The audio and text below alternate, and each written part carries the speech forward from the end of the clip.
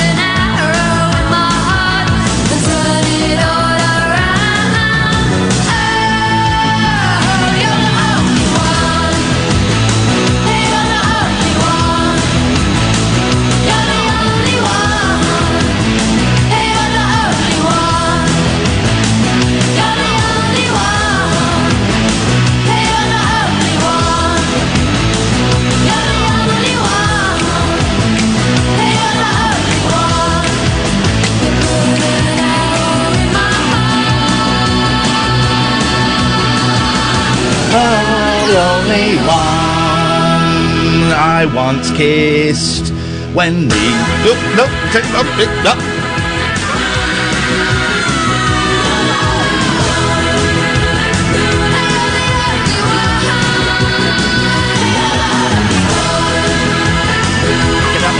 Get out there and pick fruit, you lazy sons of guns. Pick fruit for not much money, and it's actually quite painful work. But pick fruit. Oh, I once kissed Wendy James's ear. I went to give her a kiss on the cheek, and she turned, and I kissed the ear. 0344 499 1000, the Late Night Alternative. I'm Iain Lee. Who are you, lady? I've never kissed Wendy James. Well, not yet. I'm Catherine Boyle. I like Wendy James. She's very nice. Very nice lady.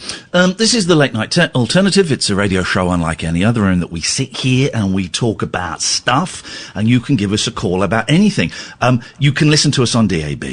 You can listen to us at the Talk Radio website, or you can watch half the show. Spoiler alert, it's me, at youtube.com youtube.com/Iain Lee. youtube.com/Iain Lee. Smash that like button, guys. If we get 200 smashes and my headache goes, then maybe we'll do a little Twitch switch afterwards and we'll listen to a bit of Daryl Morris. We listened to a bit of Daryl Morris afterwards, Catherine. It was fun.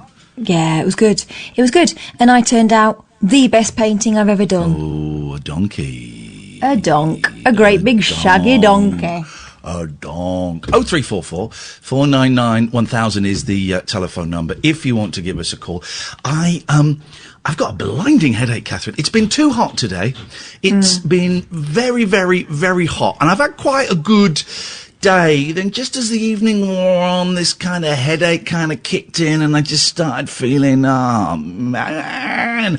But with that in mind, we will boldly go where no show has gone before. Sorry? Just, I think the floorboards upstairs need some...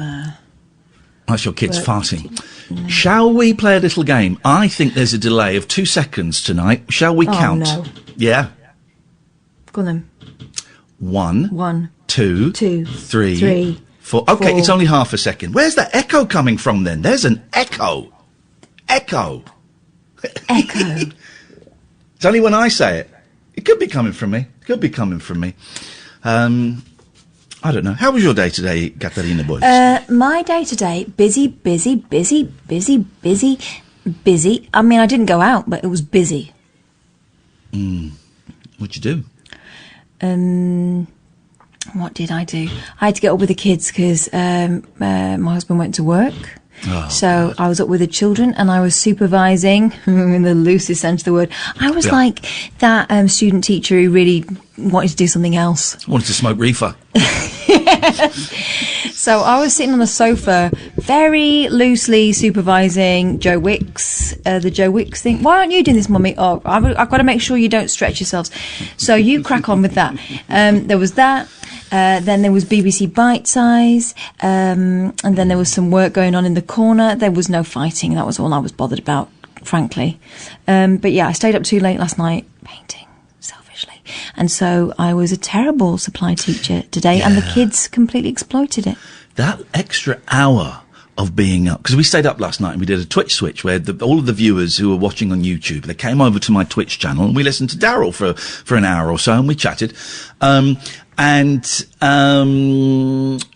extra hour, I think has as my 10-year-old would say, buggered up my day.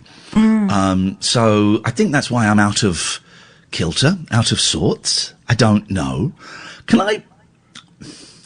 I kick an idea around that we spoke about briefly the other day? Oh God! We're allowed to. This is an old-fashioned concept, guys, and I love everyone who's chatting and I love everybody who's tweeting, but it is a phone-in show primarily. So 0344 499 1000. We're allowed to kick ideas around, right? And play mind games. So what if? Yeah. And this is in no way disrespectful. This is in no way intended to be disrespectful to anybody who has died or has lost anybody, right? Oh, right, okay. But this one, yeah? Yeah. What if the coronavirus isn't as bad as we are imagining it is? Well, or we're led to believe. Are we led to believe? But the reason I said imagining is because I certainly think that I have made it worse in my head than we've been told. Okay. So there could be two stages in this. We could have been told it's worse than it actually is. That's possible. We're just kicking ideas around, guys. I'm going to keep stressing that because there are some people who listen to this show who don't listen to this show. Yeah, so, but you know, those guys still aren't listening because they're waiting for their moment to be able to go, I knew you were bad. Say this in serious. So there could potentially be two stages to this, or there could certainly be one stage to this. So the first stage could be we have been told it is worse than it actually is. And then the second stage could be that some people, possibly myself, could have actually imagined it worse than we've been told. Does that make sense? Yeah. Because I like to catastrophize, and I don't like to, but I'm fueled by catastrophizing and by creating a worse case scenario. Hey, that bloody Joe Carter is saying, not more Corona chat. I tell you what, Joe, phone up. The only reason I'm doing this is because no one's on the phone, mate. So if you don't want more Corona chat, phone up. How dare you?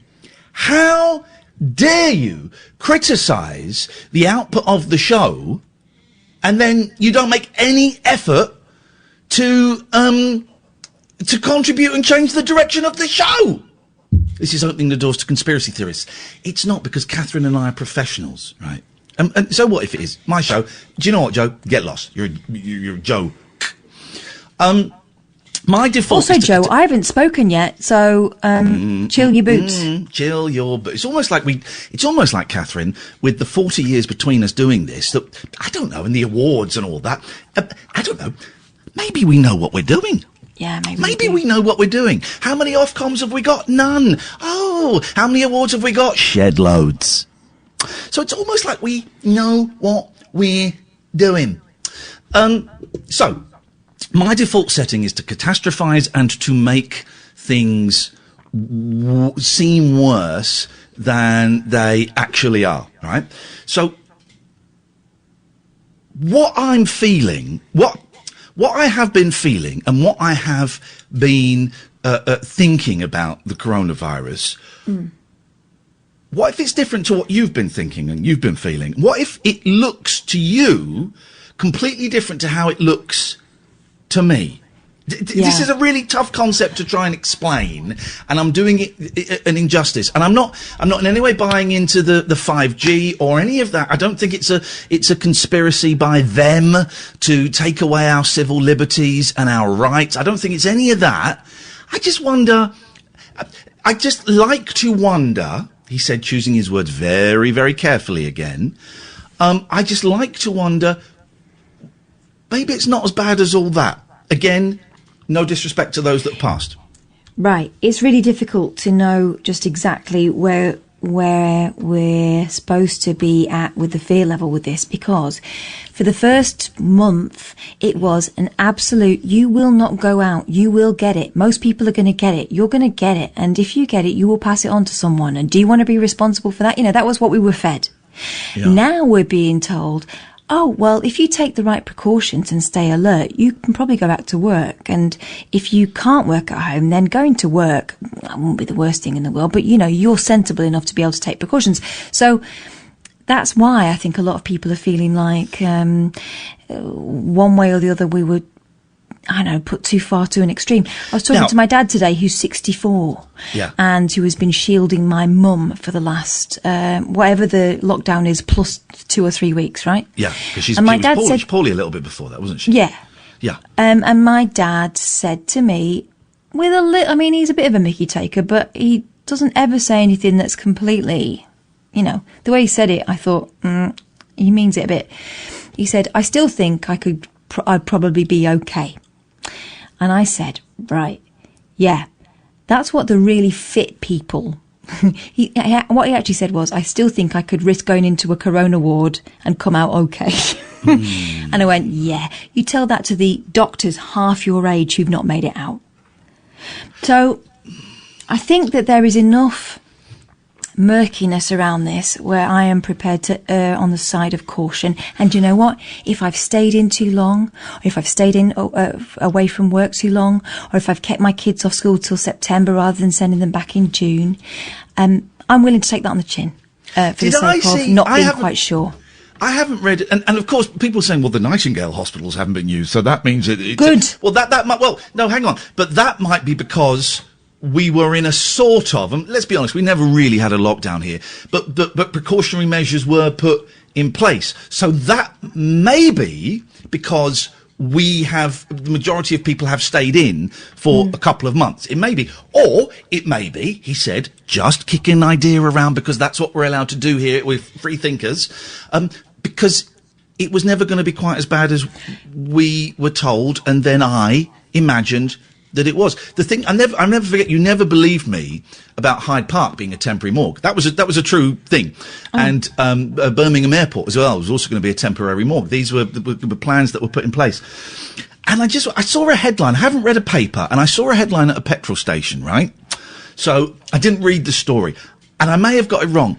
I'm sure I saw on the front page of the Daily Mirror last week, 19 million Brits have already had this. I'm sure I said that. Someone might be able to back me up who read it. As I was going into the petrol station, I'm sure I said on the front of the Mirror, 19 million Brits have already had this. And more people, significantly more people, will survive than die. And loads of people will have it and not even know they've had it. I don't know what I'm trying to say. I have no point to this. I've absolutely no point to this whatsoever. I'm just enjoying playing a little mind game that, is it as bad as we have been told, as I believed it is?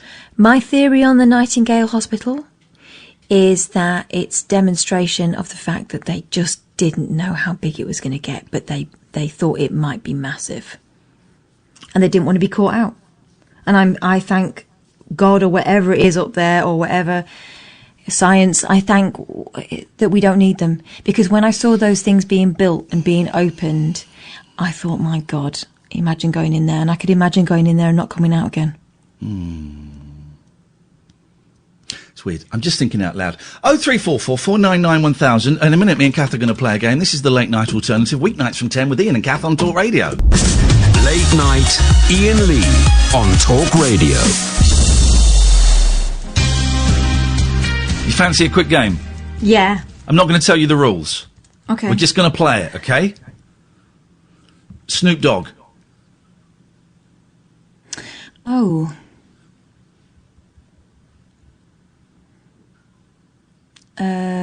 Morrissey? No. Shall I go again? Yeah. Adamant. Nah, I'm out. Shall I go again? Mm-hmm. Wolfman Jack. Okay. You got it? I'm in. You're in? Yeah. Okay, I'm in.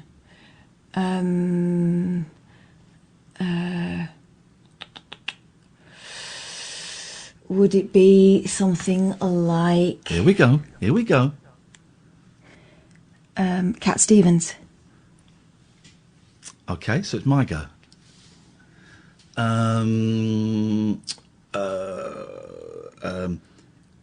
Eddie the Eagle Edwards. Samantha Fox? There we go. We got a game going.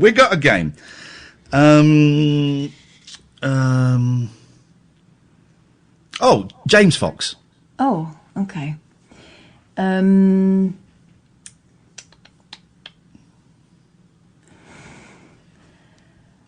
Michael Fish? John Parrott. Okay. That's a good one.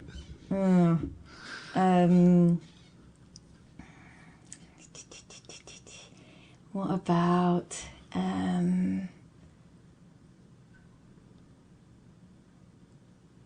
It's tough. It's a tough one, isn't it? I've been thinking about doing this. One. I think of these games, but then I never plan my answers in advance, which is dumb. Megan Fox? Okay. Charlie Wolf? Yeah.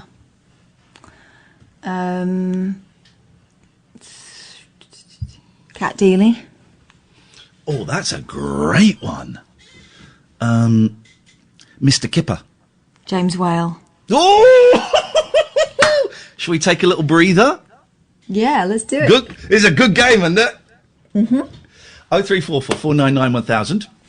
Giselle, so close to getting blocked on Twitter, mate. So close to getting blocked on Twitter. Can we move on from deliberate corona mind games, please, Iain? Oh, is that what you think we're doing? All for critical thinking, but last link was a bit full on. Deliberate corona mind games. I don't know what that means. I'm really surprised by that. So close to getting blocked for that, because I've got such a low threshold now for blocking people, as you know, Catherine. Here's what I take great what that means. Objection to. Corona mind games. Yeah, the sort of correction. The correction from someone who's missed the point. I don't understand what that means, Giselle. Deliberate corona mind games.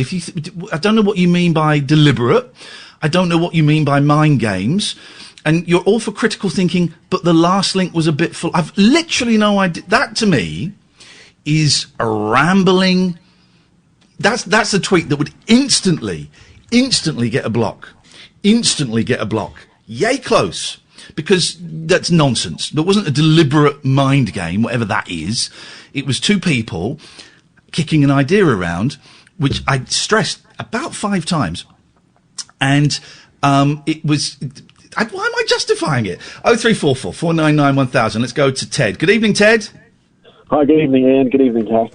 Hi, Ted.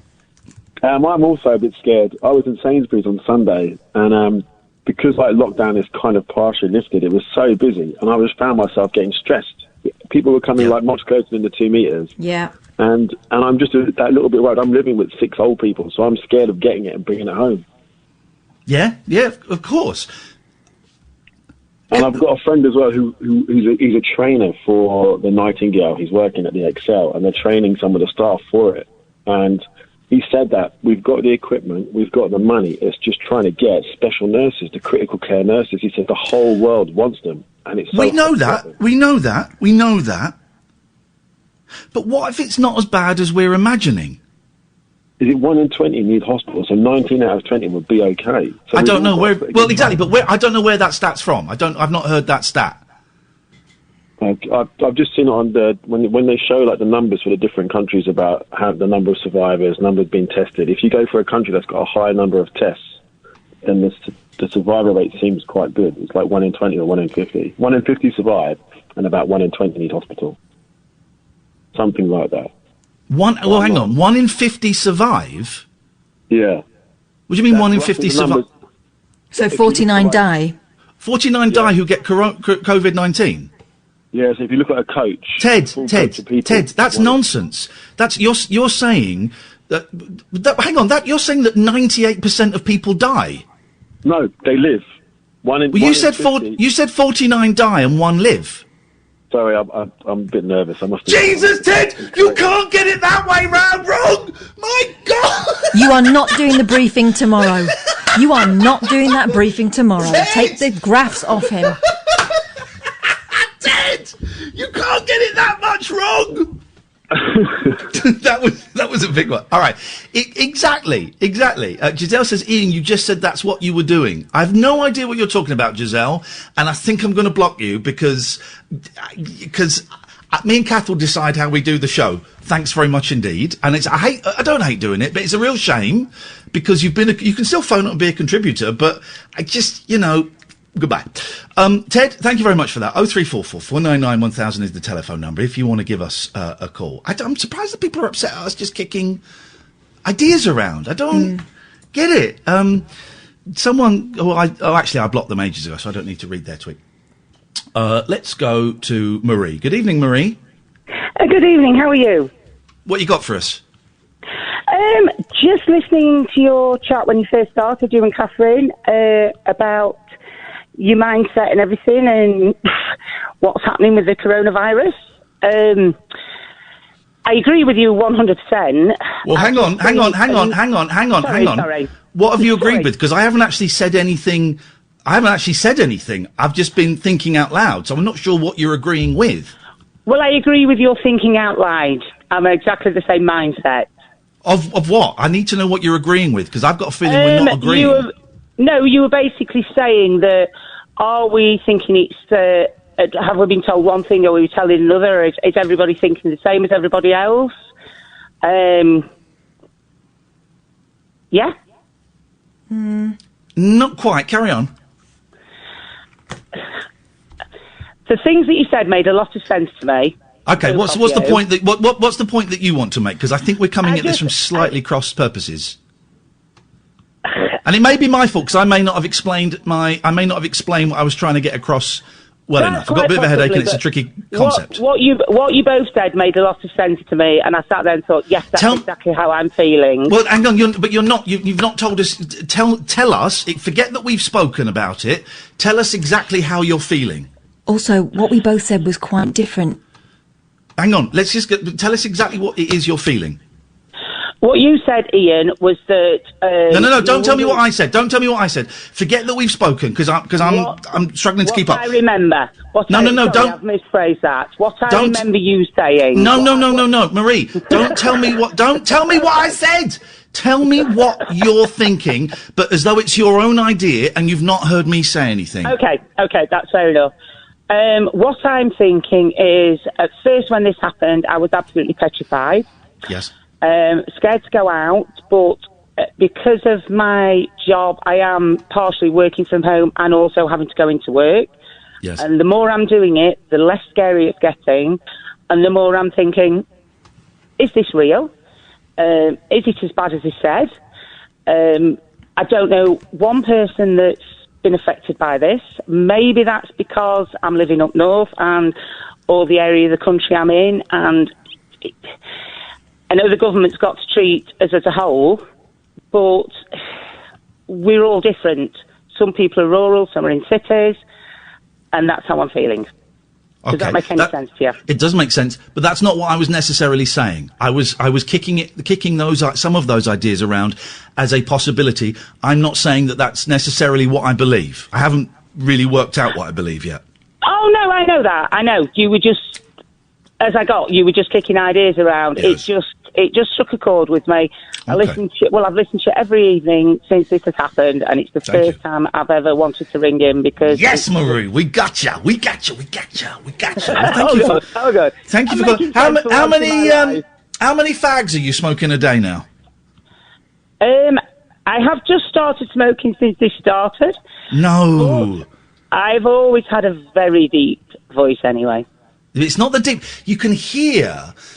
with smoker's voice, it's not just necessarily the deepness. There's a crackle to it. There's a crackle to the voice that I can hear. I've always sounded like this since I was 13, 14, before I even started smoking. I don't believe you.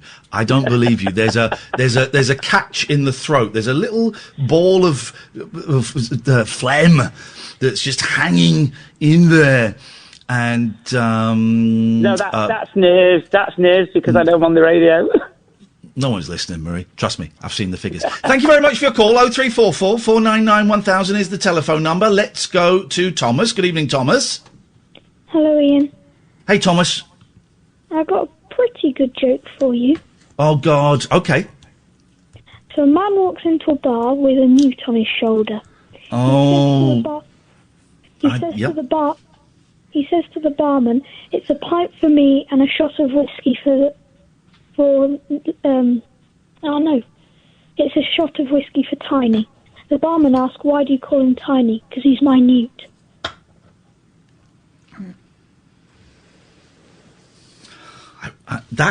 I've heard that joke so many times. I don't know how to break this to you, Thomas. I'm not a joke guy. And I feel bad saying this to you, but we're treating you like an adult. Cool. Okay. Has anyone ever actually laughed at a joke? Yeah, my mum laughed at it when I told it to her. I'm going to pull back the curtain, Thomas. I'm going to pull back the mum and dad curtain. That's what we do as parents. We laugh at the jokes our kids tell us. I'm sorry. Okay. I'm sorry. I did laugh at one joke once. Go on. What's E.T. short for? Thomas, do you know who E.T. is? Yeah. You sure? What's E.T. short for? Yeah. What's E.T. short for, Thomas? He's got little legs, Thomas. He's only got little legs, yeah. He's only got little legs. You see, Catherine? You've just muddied the waters. I think you ruined my time. I didn't ruin anything. You ruined it. It's not you, Thomas. This is not your fault. Mummy and Daddy are having an argument. We still love each other and we still love you. But Daddy's going to go and sleep in the car. You ruined it by bringing up a character that's 40 years old to a 12-year-old. I'm just saying that's the one joke I've ever laughed at. Have you watched it, Thomas? Yeah. It sucks, didn't it? Did you cry? Did you cry when you went all Yes, ashy? I did. Yes, I did cry. Yes, I did cry. I did. You must know. I've never seen all of ET because we had it on a dodgy Betamax pirate, and there was a huge scene missing, and the quality was awful. So I've never. My dad took me to the pictures. That was like one of the kind of dad and daughter things we did. We didn't get to go to the pictures because we had a pirate copy on Betamax that had a big old scene missing. Thomas, thank you for that. 03444991000 is the telephone number. We've got a lot of calls. I don't know what we've done. Let's go to Alexander. Good evening, Alexander. Good evening, Ian. How are you doing? What have you got for us, please? Hopefully, if I keep saying that enough times, when people ask me how I'm doing, people will start asking me how I'm doing. But it appears not to be working. Yes, Alexander. What I want to discuss was the fact that I think that... Oh, he hung up. Oh, a man of mystery. Almost. 03444991000 is the telephone number. If you want to give us a call, let's go to Michael. Good evening, Michael. Hi, Ian. Hi, Kath. Hello. I spoke to you before about I hadn't seen my son, Dylan. Oh, yes. What's the latest? So last time I spoke to you, you said do not confront her, and I was very angry. I was going to, but I didn't. And then the next day, I had a phone call from her, and she said, "You can see Dylan today, and you can have him overnight." So I had him overnight, and it was amazing. So I just want to say thank you. We're both, I'm speechless, Kath. That's nothing to do with us, you know. It was, because I was ready to... last time I spoke to you, I was fuming with her. Yeah. And, but I just held my breath. And then the next day... Yeah. All we did, if we did anything, was just remind you what you already know. We didn't tell you anything you don't know, and we didn't tell you what to do. We just made some suggestions, and I think that just reminded you what you already know. That is brilliant. So, has he stayed? Has your boy stayed then? Yeah, he stayed. Yeah, that next day he said he could stay overnight, and I picked him up on the Sunday, and it was amazing. That was how did it go? Last weekend. It was brilliant. He absolutely loved it. So. So when's the next one, did she say? I think this weekend. Weekend, yeah. What a turnaround. I was so happy. So thank you both. Honestly, I had the best weekend last week. Well done. I can nearly cry. So thank you both. Well done, mate. Well done. You're a good man, and slowly, steady. Yeah. But this is great. This is great, man. I'm so thrilled for you. Congratulations. Thank you both. Really appreciate your advice. Seriously, though. I was close to tears last time I spoke to you, but I listened to you both and I stuck to it. And that next morning I got a call from her. So, honestly. Yeah. Keep doing it, Michael. Keep going slowly. Yeah, well done. Thank you, mate. Thank you, Take guys. care. Bye-bye. Thank you. Hey, that's good, isn't it? We got that email. I've just remembered who it is. Oh. Did we rumble it? No, it was... wasn't it the guy that was drinking? Do you remember? Yeah. Yeah? Yeah. And I think on our production meeting, guys. Yeah, I think we did rumble it. Yeah. Let's lots of names I don't recognise, which always fills me with joy. Let's go to Ron. Good evening, Ron. Good evening, sir. I like this. Respect. What have you got for us, Ron? Oh, can I say good evening to Katherine as well? No, you may not. Okay, that's off table, right? That's off table. I'm very much on the table. Dirty mare, like the old one in Sex and the City when she's covered in sushi. Oh, Samantha. I haven't watched it, but I will look it up, obviously. Okay. Ron, what can we do for you, dirty old dog? Earlier about this corona nonsense, right? I mean, do you think a lot of people are hearing stuff that we may or may not have said. I don't think we said corona was nonsense, but proceed. Go on. odd point is it that, I mean, I don't know anybody who's had it, knows anybody who's had it. I know someone who's died from it. Oh, bless you. Right. I shall shut my mouth and, yes. Yeah. Okay, thanks, Ron. 03444991000. That's how you shut down that argument. The whole, well, do you know anybody that's had it? Yeah, I know someone who's died from it. Next. Next point. You know, also, if you're one of the people who don't know someone who's had it, then count yourself very lucky. Yeah. And what's interesting, Catherine, fascinating, in fact, and I knew it would happen, but I did it deliberately. I said it 3, 4, 5 times that we were just kicking ideas around.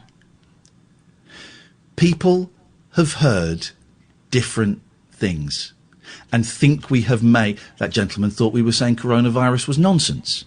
Didn't say that. Didn't say that at all.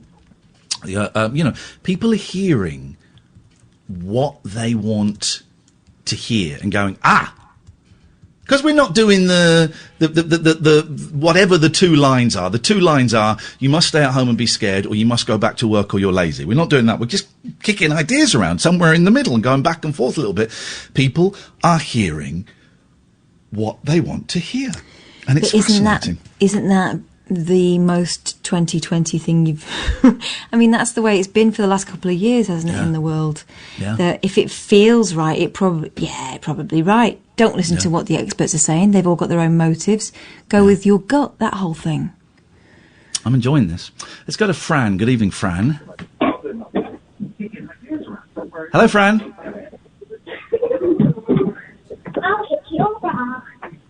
Oh. This is good.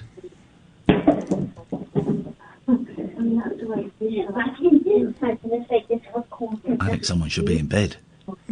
Hey, Fran. Hello? Hello, Fran. You're on the air. Oh, sorry. I was on hold. Hi. For 4 minutes and 30 seconds, yes. Liking the hair, by the way. Thank you very much indeed. It's great, isn't it? Wearing an Alice band. Don't let anyone tell you otherwise. Yeah, no, it's and it shows that you don't dye it. Anyway, somebody who's supposed to be in bed has got a joke for you. Here we go. This is what we want. This is what it's all about. Is it? You told No. You didn't. Hello? Hello? Hello? So you joke. Say the joke. What? I have 2 jokes. What's pink and hard? Hover over that dump button, Sam. I don't know. What is pink and hard? What's pink and hard? Yeah, go for it. A pig with a flick knife. Thank you very much indeed. Everybody breathes a sigh of relief. Another one, though. Oh, my God, do you? What's your name? Thomas. Thomas, and I'm going to guess how old you are, Thomas. I'm going to guess you're 18 years old. No. You're 3 years old. No. You're 12 years old. Don't tell me, Thomas, I'm guessing. You're 12 years old. No. You're a baby. Tell him your second joke. A builder's joke. Yes. Grew you. Because a drill. Yes. Okay. That one was a little bit harder to follow. Thomas and Fran, thank you very much indeed. I think we'll decide at the weekend. 0344 499 1000. This, dear listener, is Talk Radio. Late night, Iain Lee on Talk Radio. Let's go to James. Good evening, James. Hi, guys. I'm going to go for Steven Seagull.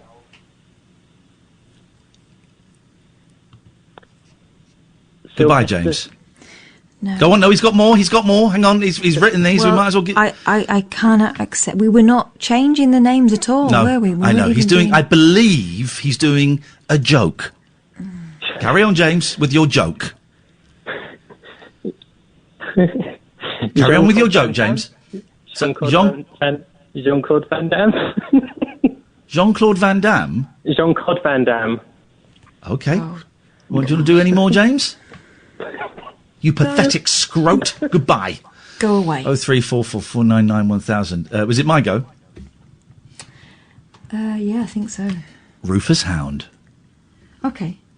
Richard Herring. Ooh.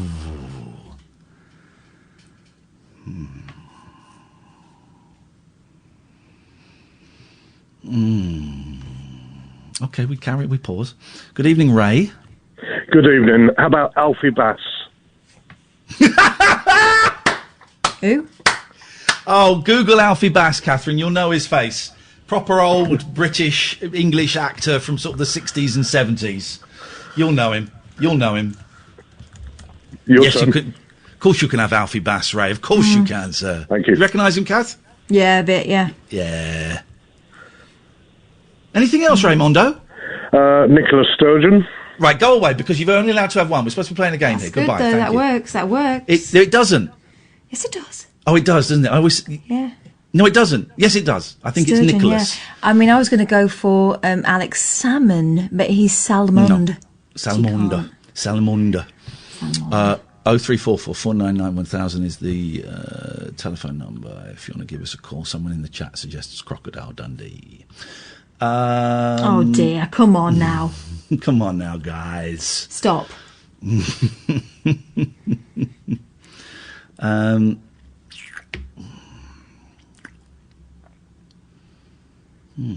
Just waiting to see what happens there. Is that for us? No, that's not for us. Okay. Yeah,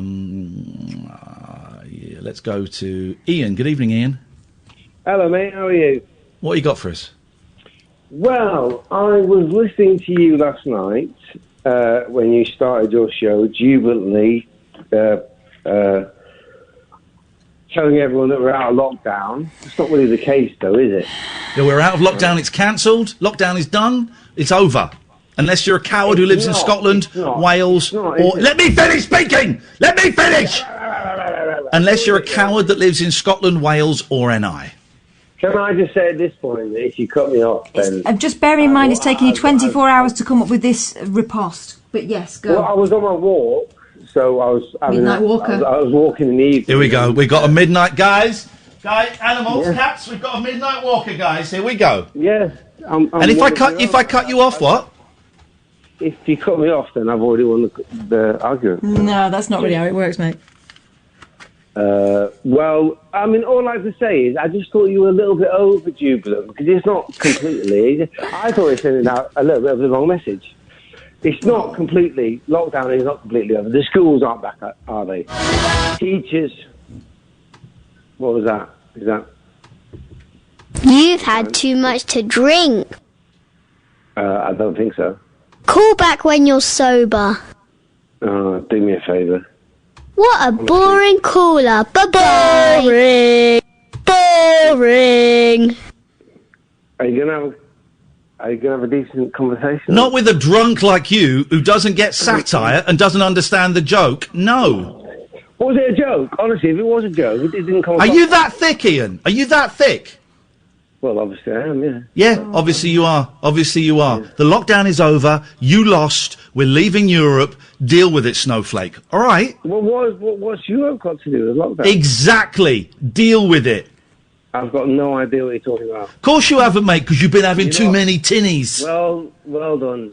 You won. Yeah, I have one. You weren't even. You couldn't even get your shoes off to get into the arena. Come on, man. Done with that. There's no need. Boring. I just wanted to... What a boring caller. Bye-bye. Why am I still online? Because, listen, Ian, I'm so bored. Shut your face. Shut up. Put his fader down. I'm bored of this idiot. Put his fader down. I'm so bored of drunk people. And here's the thing. Do you want to know how I know people are drunk? Because they tell me they're not drunk. They tell me, that's what you do. Drunk people will say, I'm not drunk. I'm not drunk. You're obviously drunk, right? I'm not drunk. That's what drunk people say, that they're not drunk.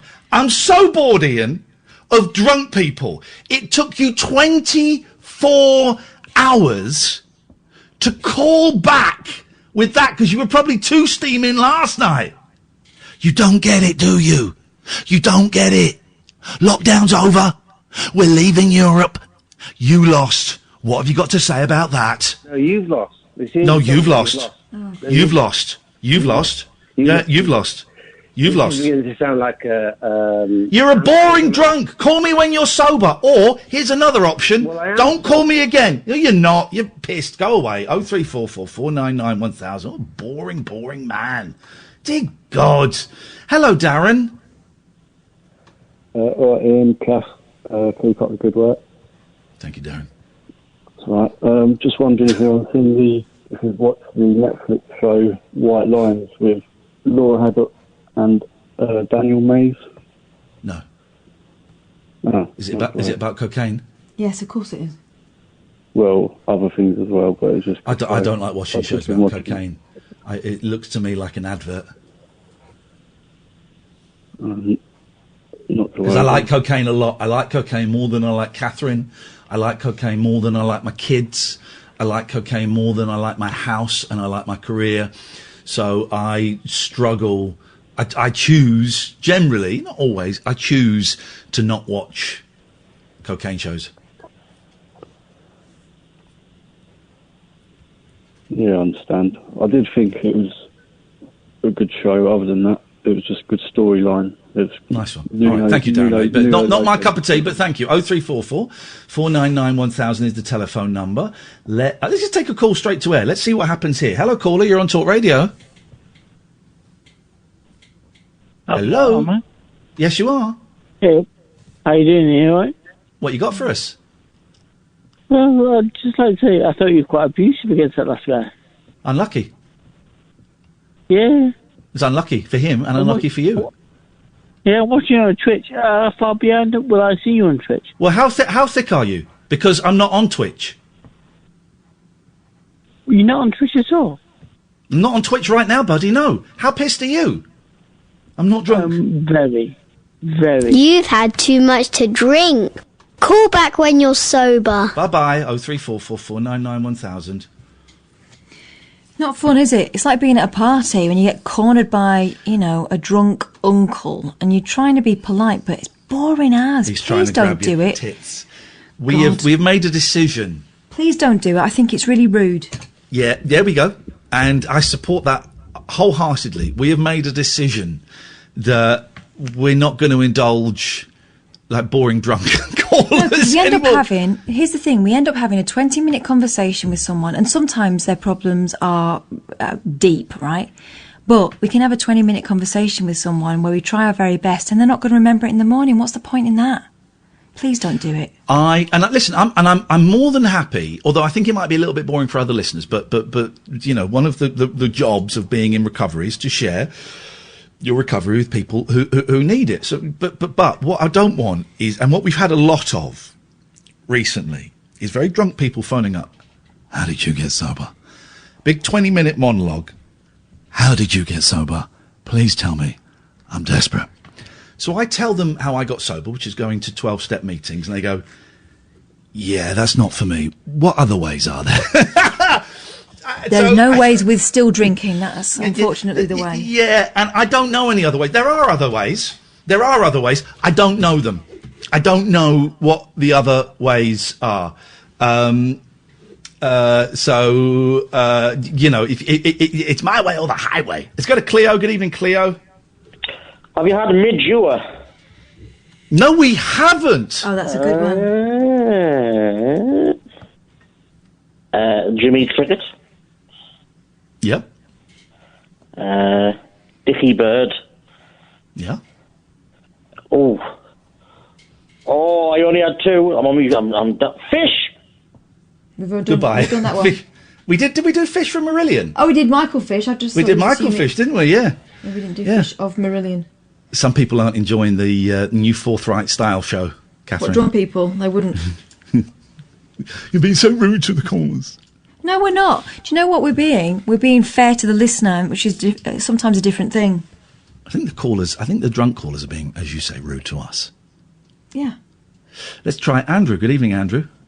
Yeah, good evening, Ian, Katherine. It's just a little something I saw on Instagram a few weeks ago. I don't know if you've actually seen it. Paul Stanley's Instagram photos and videos about the smoking toilet.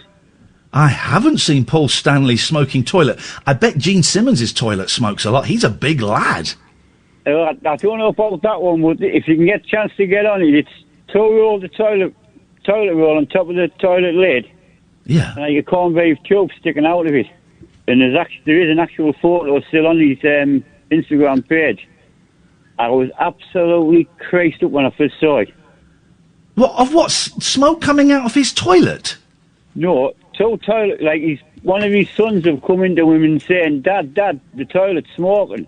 He must have said it about 5 or 6 times. So he's gone in.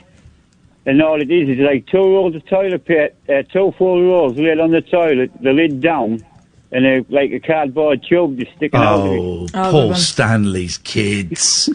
Paul Stanley and Paul Stanley's kids. Well, the members of KISS must be going nuts because they live to perform. They live to perform, and they are not being allowed to perform.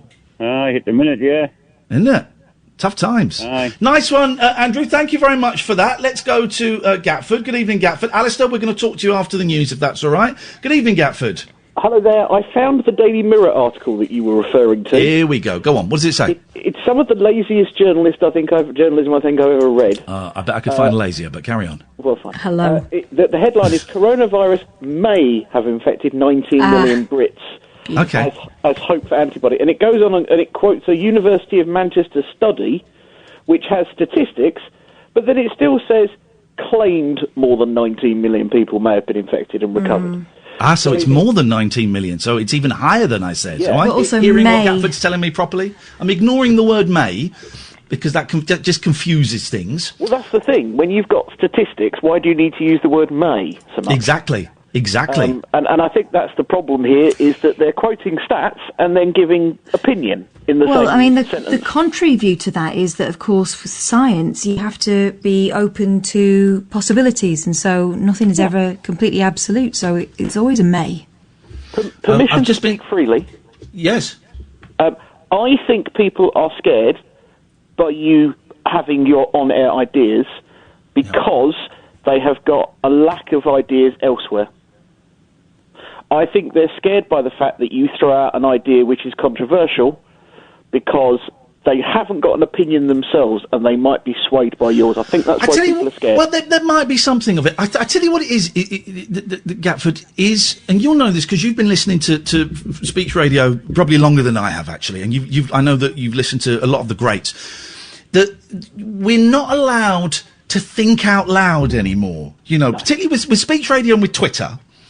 You have a stance, and you put it out there as a fact or a very strong opinion, and you do not waver from it. What we're not allowed to do anymore, what we've lost, and what you used to get on phone in radio, was someone saying, I was wondering, and I can't quite get my head around it, and is it this or is it that?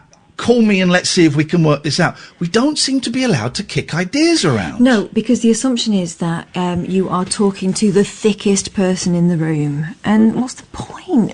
You know, and I think that's an outrageous stance to take for every single programme.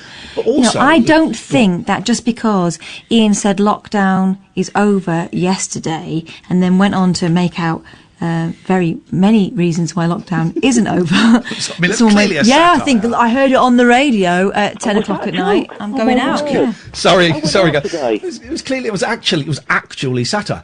But as well, we live in a world where everything has to be 280 characters or a 30-second video, which does not allow thinking, and so everything is taken out of context. Everything. So yes, you take the 30-second clip of me yesterday saying lockdown is over. It's over. People in Scotland are cowards. We can go out, apart from the idiots in Scotland and Wales and NI. Right? Take that as a thing.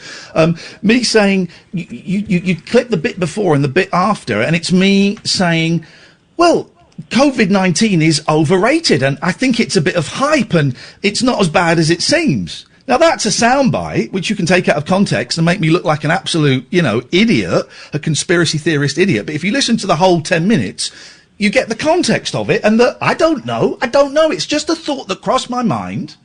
And I thought I shared it with my friend. And then I thought, well, maybe I can share it with, the 50,000 people that are listening tonight. Gatford, we have to go because I'm late for the news. Thank you for your thoughts on that. 0344 49... hang on one second. Yes, Ian, what do you want? You've been on and it went terribly. Well, ding ding, round 2. Come on, let's go for it. Yeah, thanks very much. No, it's not how it works, mate. It's not how it works. This is Talk Radio. Late night, Iain Lee on Talk Radio.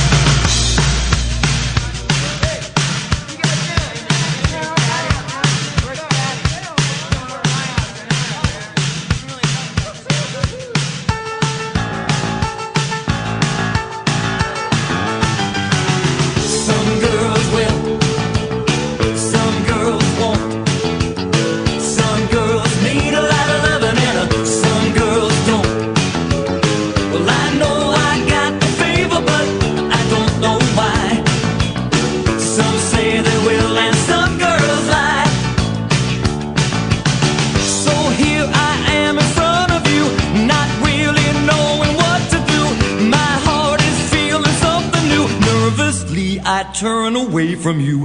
I see those looks you're sending me. Is this the way it's meant to be?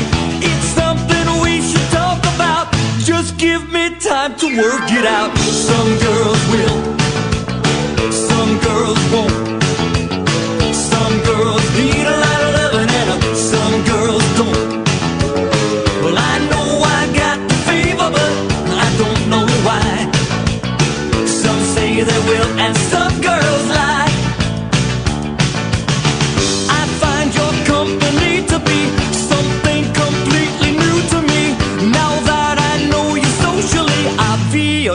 I'll fall heavily. I've seen the looks you're sending me. This is the way it's meant to be. There's nothing left to talk about. Oh, how I wish we'd work it out. Some girls will, some girls won't. Some girls need a lot of loving and some girls don't. Well, I know I got the fever, but I don't know why. Some say they will and some girls lie.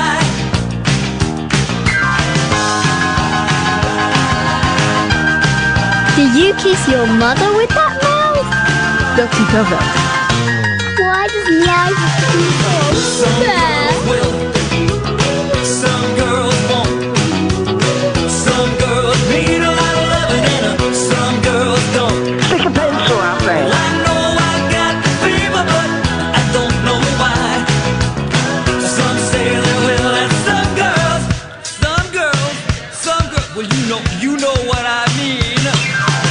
Some girls will, some girls won't. Some girls need a lot of loving and some girls don't. I know I got the fever, but I don't know why. Some say they will and some girls lie. Okay, Kath, who was it? Barry Manilow. Yo, well played. Do you know who gave it away? It's Go got on. it's got an ever so slight sibilant S. He has, and there was a bit as well where he goes all Brooklyn. Hang on. Girls. Here we go. There's a bit. Hang on. Some girls lie. So here I am in front of you. Here we go. Not really knowing what to do. My heart is feeling something new. Nervously I turn away from you. There you go. That was him. Nervously, I turn away from you. Hang on. Sorry. That backing track. Nervously I turn away from you. The backing track is cheap, though, isn't it? Oh, it's a great album.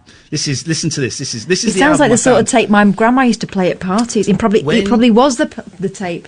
When I split up with Kerry, the first love of my life, when she dumped me, and I had to go and collect some stuff from her parents' house, and I took some of it to the dump, and at the dump, I found this album, and this is the album that got me through that breakup. Listen to this. This is a great song.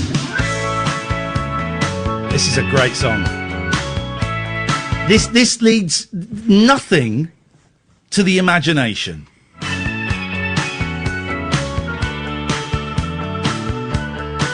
Sometimes you think, well, what was that song about? What I don't know, couldn't get the message.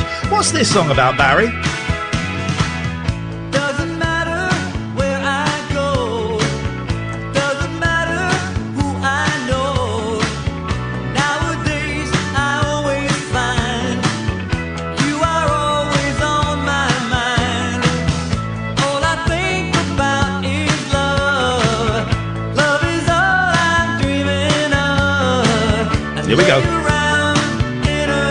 nice sentiment, Barry, but what exactly is the song about?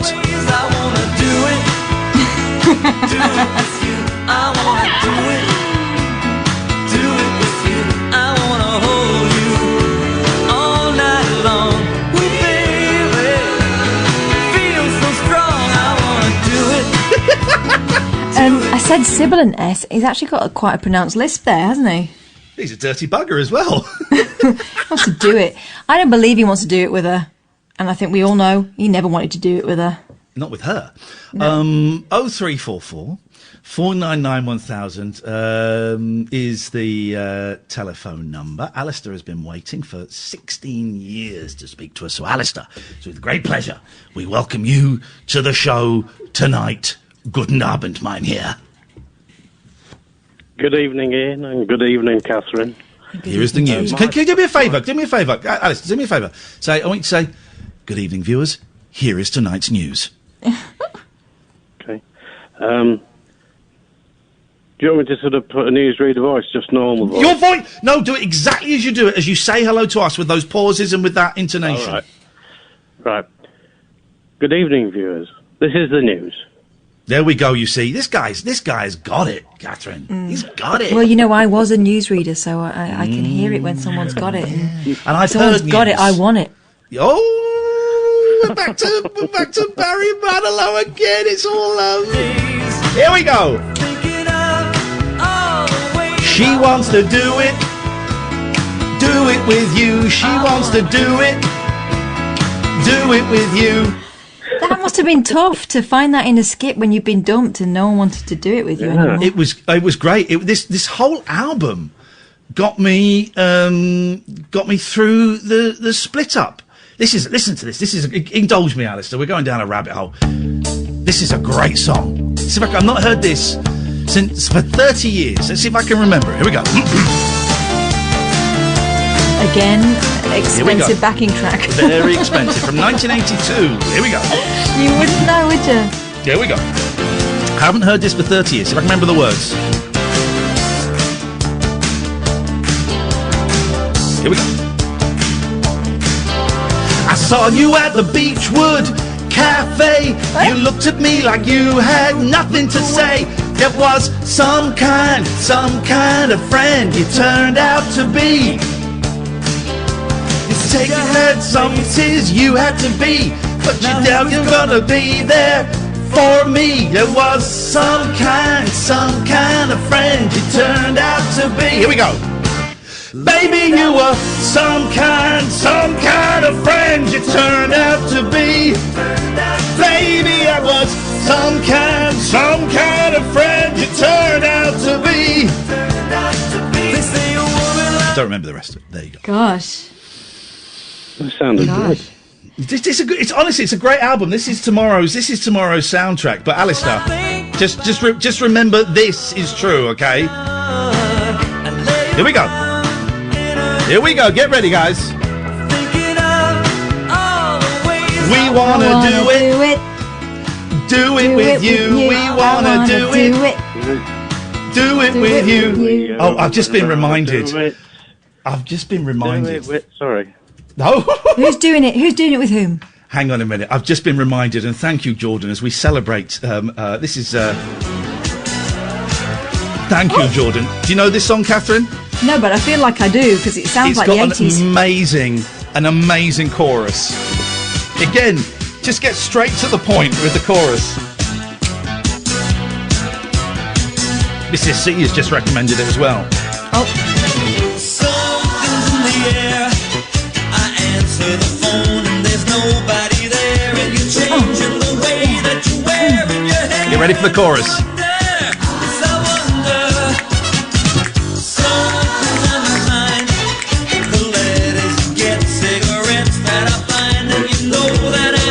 Here we go.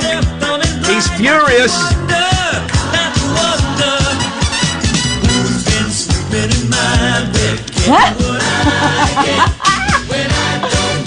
There we go. Who's been sleeping in my bed, getting what I get when I don't... Hang on a minute. Let's just make sure we get this right. Who's been sleeping in my bed, getting what I get when I don't get Who's been sleeping in my bed, getting what I get when I don't get it? Gosh. Story of my life, that is, I tell you.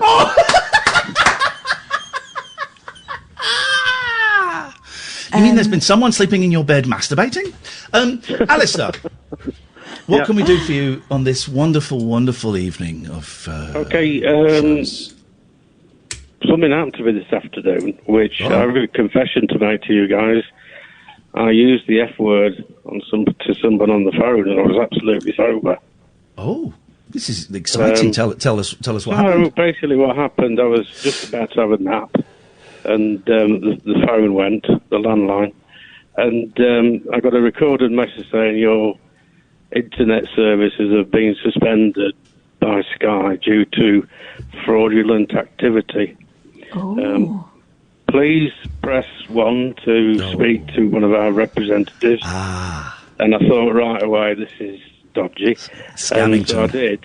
And then this woman, who sounded very far away, said, do you want to sort out this problem? So I said yes. I went along with it. Yes. She said, well, can you just go over to your computer? Oh. And so I said, well, I will in a minute, but can you give me your name? Mm. She said, oh, my name's Rebecca. No, can you give me your full name? No, my name's Rebecca. Right, could you give me the phone number so I can ring back and verify who you are? You're owning this situation. I love it. And then she said, no, please go over to your computer. And that's when I called out. I said, look, the only fraud going on at the moment is you, okay? And basically, please don't phone me again. And then she said, you're the computer hacker. You're the computer hacker. What? Oh. F off. Good comeback. Beautiful. I mean, up to that point, it had all the grace and panache of Alexis Colby Carrington. I imagined you taking off your clip-on earring before delivering a good dose of sass, but then turning to F. Good for you. You're allowed to. You're allowed to. Justified. She accused you of being a computer hacker, and she was a crook. You're allowed to tell crooks to F off. Yeah, absolutely. Yeah. Well done. The same thing is, I've been searching high and low, as you know I do, for good deals on great films. Yes. Okay? So I found one the other night. Now, I have to ask you both, what you like for vampire movies? I love vampires. Love it. All right. Catherine, you will love this one. It's a little bit weird and left field, but stick with it. It's called... and if you say let the right one in... No, it's not that one. I bought that for upstairs. Catherine. I bought that for 50 pence and you've not watched it. You've also not watched Brigsby Bear. And if you're not going to watch Brigsby Bear, can you bring it over on this Sunday? Because I really want to watch Brigsby Bear again. You've not lost Brigsby Bear, have you? No. Where is it? Go and find Brigsby Bear now. I can see it. With my I want face. you to go and get it. And I want you to hold it. And I want you to take a picture of it. I want you to take a picture of it and send it to me. Because I lent you... Have you seen Brigsby Bear, Alistair? No, I don't know. It's what brilliant. Is it good? It is. It's a great film. It's this. It's got idiot. It's got Luke Skywalker in it, and it's about this guy who lives sort of underground with his parents because there's been a nuclear war, and he watches this kids' TV show called Brigsby Bear, and it is such a good film. Catherine, there we go. She sent me a picture. Let me have a look. You could have kept your top on, but yes, okay, that is Brigsby Bear. I'm going to show that. Why put it back on? I've had it off all night. Showing it to the boys and girls. Brigsby Bear. You've not even opened the wrapping. I hadn't had. You had that for 3 years. I want that on Sunday. Have you watched The Returned? No, so don't give me that. Oh, funnily enough. Excuse me. Hello. Excuse me. Sorry, Alistair. Mummy and Daddy are arguing. We still love each other and we still love you, but Mummy's going to sleep in the car for a few nights. Excuse me. You know, I went and I packed all my DVDs up. Right, and I put them in the garage. right? And the other day I went and got like 6 DVDs out to watch. Do you remember that? One of them was The Returned. Oh yeah, which one? 1 or 2? Because I think I got both seasons. It was season 2, which is why I've not watched it, because I thought, oh balls, I got season 2 out instead of season 1. So thank you. But yeah, actually, I did watch the first episode of it when you gave it to me. So thank you, Catherine. I think we watched it together, and then you said you were going to continue independently. And you lied. Is that the French series, Ian? Yeah, it was so good. They're so good. It's so good. They're so good. Yes, Alistair. Why are you being like that? Okay, so this will be better than any of those, this film, because I watched it. Catherine, the arrogance of the man. He thinks it'll be better than the stuff that you gave me and the stuff I gave you. No, listen, this is, I mean, it is odd, odd film. You don't know how odd I am. Imagine if he just said, right, it's a vampire movie, and you may not have heard of it. It's called Dracula. And it's about this guy, this old guy, played by Christopher Lee, and he lives in a castle. Initially. And he goes after lots of women in polyester nightgowns who were roaming around for no apparent reason. That is such a horny film. I remember those when I was a kid. Yes, mate! Do you know what my mum used to call him? Oh, no, it was my Auntie Linda, who was always the naughty auntie. Yeah. Oh, here she comes, booby baby. Oh, I used to like those booby baby dresses. Alistair, please get to name this vampire movie. I know, right. The smoker. Yeah, so the film is entitled, you just saw the title on the Google Play, and it was A Woman Walks Alone at Night. And I thought, well, that sounds a bit dodgy. Sounds like a translation. What's that? That's a search category on Pornhub. So I looked at the details, so get this. What it is, and it says in the description, a vampire in an Iranian village. Oh, my God. Okay. And, this is about the story of that. But it is from a kind of feminist viewpoint, and it's got a female director and everything. Oh, and I'll tell you what, it's not a long film either. So, and it's only about $1.99 to rent. Doesn't exist. I'm Googling it. I'm IMDbing. Sorry, no, I got it wrong. A woman walks home alone at night. I always miss home out. Let's see. You're a very heavy typist. Oh, yes, I know. It gets 7. Oh, look at that! That looks good, that. Yeah. In the Iranian ghost town, Bad City, a place that reeks of death and loneliness, the townspeople are unaware that they are being stalked by a lonesome vampire. In the Blue Ridge Mountains of Virginia, on the trail of the lonesome vampire. All right, we'll check it out, Alistair. Thank you. 0344 499 1000. This is... I don't know why he puts up with our nonsense. He's a good man. This is Talk Radio. Late night, Iain Lee on Talk Radio. I'm just ordering a mouse mat, Kath. There's not a thing... For my... Are you doing the thing? 0344 499 1000 is the telephone number if you'd like to give us a call. This is the Late Night Alternative. You can listen on DAB, you can download the app, or you can watch me at youtube.com/Iain Lee. We need 5 more likes, and we might do a little Twitch switch afterwards, which is where, when the show finishes at 1, we kind of switch over to Twitch and we listen to a little bit of Daryl Morris. And we kind of chat, and we chat about Daryl's show, and we chat about life, and we do that. Also, don't forget this Sunday at 6 o'clock, Catherine and I, God willing, inshallah, Zoom willing, will be doing a live show on Zoom. It's £6.50. And you can get the tickets by going to iainlee.com/event. iainlee.com/event. We were supposed to be doing it last Sunday, but Zoom, of course, collapsed on the one day that we needed it. If you bought a ticket for that Sunday show, your password and your login and your link, they're unique to you, so keep a hold of them, but they will work for this coming Sunday. Check your spam folders. You'll have an email from Side Door Access. I think they've gone to the spam, if I'm honest. And that will just let you know that, that you can come to the show on this Sunday. Or if you can't make the show on this Sunday, you can get a refund, okay? £6.50. It's going to be me and Kath. This is the only time you're going to see us together this month, because we ain't doing the radio show together for quite a while, I would imagine. It's going to be funny. We're going to be taking phone calls. It's going to be at least an hour long. We're going to do our darndest to make it family friendly, although we are going to be taking calls, so we don't know. And we're going to play some silly games, and we might play Guess Who on Zoom and stuff like that. IainLee.com/event. And if it goes well, we might do one in another 2 or 3 weeks. Fair enough, isn't it, Kath? Yeah, I think that is more than you deserve. So, enjoy. Oh, good boys and girls. Arlene? Hello. Hello. Hello, you two lovely, lovely, lovely people. Yeah, aren't we? We are so lovely. Yeah, I have got 3 things for you.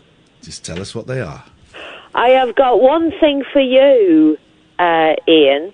Thank you. Did you know that Astrid Kressner had died? No, I didn't, but I did know that Astrid Kirchner had died. She was the woman who took the iconic black and white photos of the Beatles in Germany, and it could be argued Gay invented, although there is some dispute, maybe the boys got it in France, but invented the Beatles haircut. Yes, and their colourless jackets. Yeah. And made the film Beat Boot. Beat Boot. Backbeat. So Tell you what was really sad, that Pete Best tweeted her on her birthday and she already died. Yeah. Oh, and she already died at that point. Yeah. She died about 2 days short of her birthday. Oh, and Kath, go on. Sorry.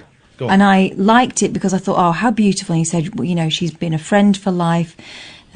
George loved her, you know, she was an enduring... it was actually Patty that said that George loved her, but he said that she'd been a friend for life, and he thought the world of her, and he wrote something lovely and put a lovely picture of her, and I thought... And then afterwards it transpired she'd already gone. Yeah, and Stuart Sutcliffe, when he left the Beatles, and he died 6 months later, and she never got over it, apparently.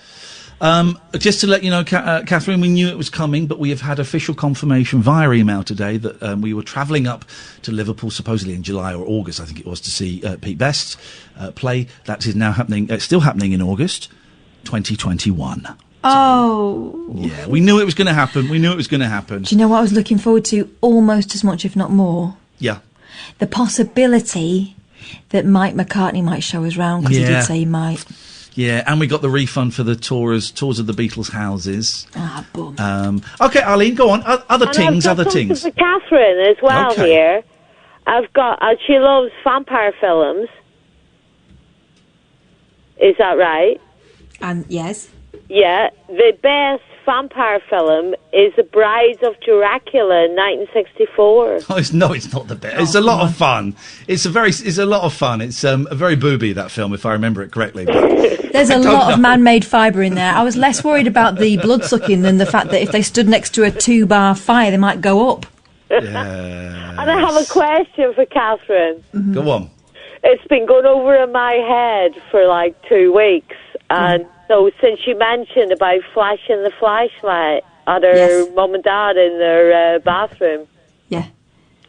And I wondered, when you got that house, did you know that you could see their bathroom, or did this only get discovered through... No, it's not the bathroom. It's not the bathroom, it's the top of the stairs, so it's the landing. So, you know, if you walk up the stairs... Did you know? Well, did you know when you got yeah, because I grew up in that. I lived in that house since I was 10, so it was... I've been looking at different houses. I've been looking at a slightly nicer town, which is the sort of adjoining town where everyone wants to live, but then... I was looking at places... Luton, she's talking about. I was looking at places... Luton was the nicer town.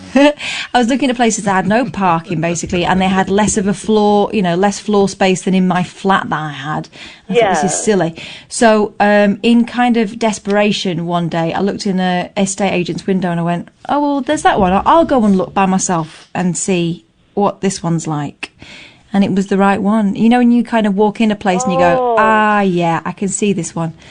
And actually, it wasn't what I would have chosen. I didn't ever really want to live around the corner from my parents. But, you know, within a few years, we had little babies and stuff. And actually, it's been lovely. And it's nice now. Well, it was nice in the before times that my kids could, you know, nip round to grandma's and we're all nearby. Because the thing was, when I used to finish from my shift in the pub and I used to come back and get off the bus, Harry used to know what bus it was, and he used to flash the lights. Yeah. Well, my mum knew that I'd gone into labour because she could see that my bedroom curtains were open at silly o'clock in the morning. So she knew that I'd gone into labour. So, yeah, you can't get away with anything, honestly. No. Well, that is, and my mum might give you a little call this week, I think. Nice one. All right, Eileen. She was Thank very you very charming. much. Always, she was delightful. 0344 499 1000. It's interesting, isn't it? Because no one really knows what's happening with shows. And I noticed that the Monkees tour in the States that I think was supposed to be in March was postponed very naively, I thought, to July. And now it's been pushed, I think, to June or July of next year. Again, until there's a vaccine, I don't really think those shows are ever going to go ahead. I don't think they can go ahead. But what's interesting, of course, is that we had... It's not our career. This was like a little bit of side money. But we had a load of live shows that were booked up. And I've got the old dates. I mean, we're supposed to be doing... Well, we've not heard anything about the one in Brighton on the 14th of June. I mean, it's not happening, but we've... I suppose I should email the venue, shouldn't I? Let me write that down as something to do. And this isn't, you know, and I don't know about that particular venue, but I do wonder whether, if the venue calls it, whether they are somehow in... I think they need... danger of having to pay for the... I think they need the government to call it so that, so then it becomes like an insurance thing. It's not their liability. I don't know. Mm-hmm. But then we were doing... what's happening with Manchester? Did we get a new date for Manchester? Because that's supposed to be the 19th of July. Then we've got one in Glasgow. No, we didn't get a new date for Manchester. Then we've got one in Glasgow on the 23rd of August. Well, and Birmingham's been moved to November. I can't see any of these happening. And honestly, I don't really want to do them. I don't think we will do them. Again, it's not quite up to us, although I think we should have a chat about it, Catherine, because it might be worth emailing the venues and saying... Because we're getting ticket updates... for Glasgow in August and Birmingham in November.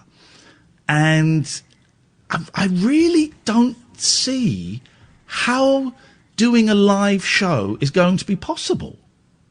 Yeah. Yeah. I don't get it. And I know there's the big arena shows probably ain't going to happen for a year, at least. But there is talk about smaller shows possibly going ahead. But it's... I don't feel comfortable plugging the shows. The Zoom show, fine, of course. I don't feel comfortable plugging the shows, and also I don't actually want to go and do them because it doesn't feel safe to me. We'll have a little chat, and maybe we'll pull them.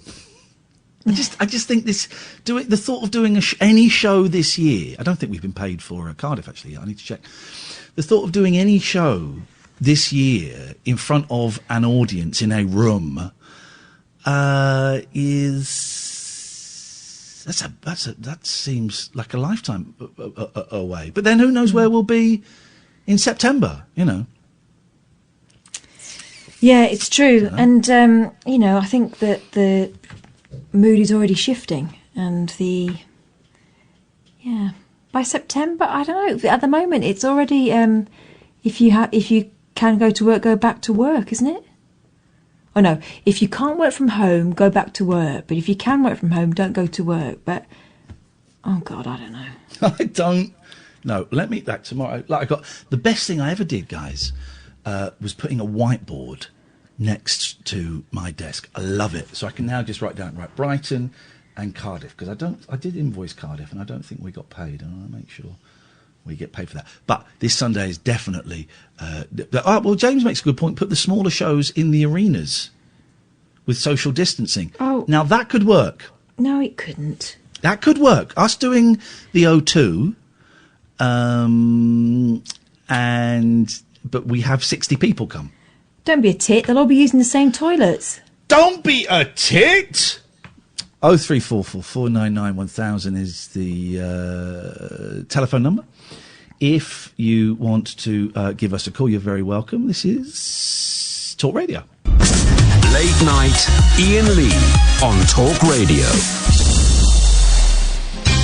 Well, after a pounding powerhouse of a first hour in terms of calls, the switchboard seems to be broken. So, Katherine, do you have anything that you can contribute to the show this evening? And by the way, it's not weird for people to love me, Katherine. It's not weird.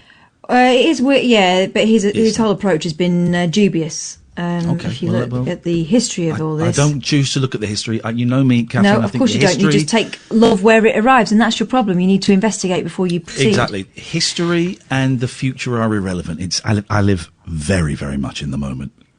You know them sharks that cruise around with their mouths wide open, basking sharks? No, I don't. Yeah, it's a thing. Don't know. You're talking about Greek men on islands? No. Okay. I did very briefly go out with one of those. Police have warned people to be on their guard after spotting a huge shark nearly 30 feet long off a Spanish beach. It's the Meg! Well, let's not get too excited. I'll tell you why in a minute. It's one of these kind of stories of, nature is taking back control. The sighting took place Saturday morning near the spot where a similar version was seen. A smaller version of a shark, a smaller shark, was seen gliding through the water about a fortnight ago. Guardia Civil officers released footage of a giant creature near their boat after warning kayakers and other water sports enthusiasts to stay away from it. I don't know why we needed to isolate the kayakers there, just people away from it, surely. The sighting occurred off La Mamola beach on the Costa Tropical. This comes after another shark, described as around 13 feet long, was filmed swimming close to the Calahonda on May 3rd, only a 20-minute drive east of La Mamola. La Mamola bibazola que la va a casquilla a porronos. No sé lo que está diciendo, pero sabe... muy español.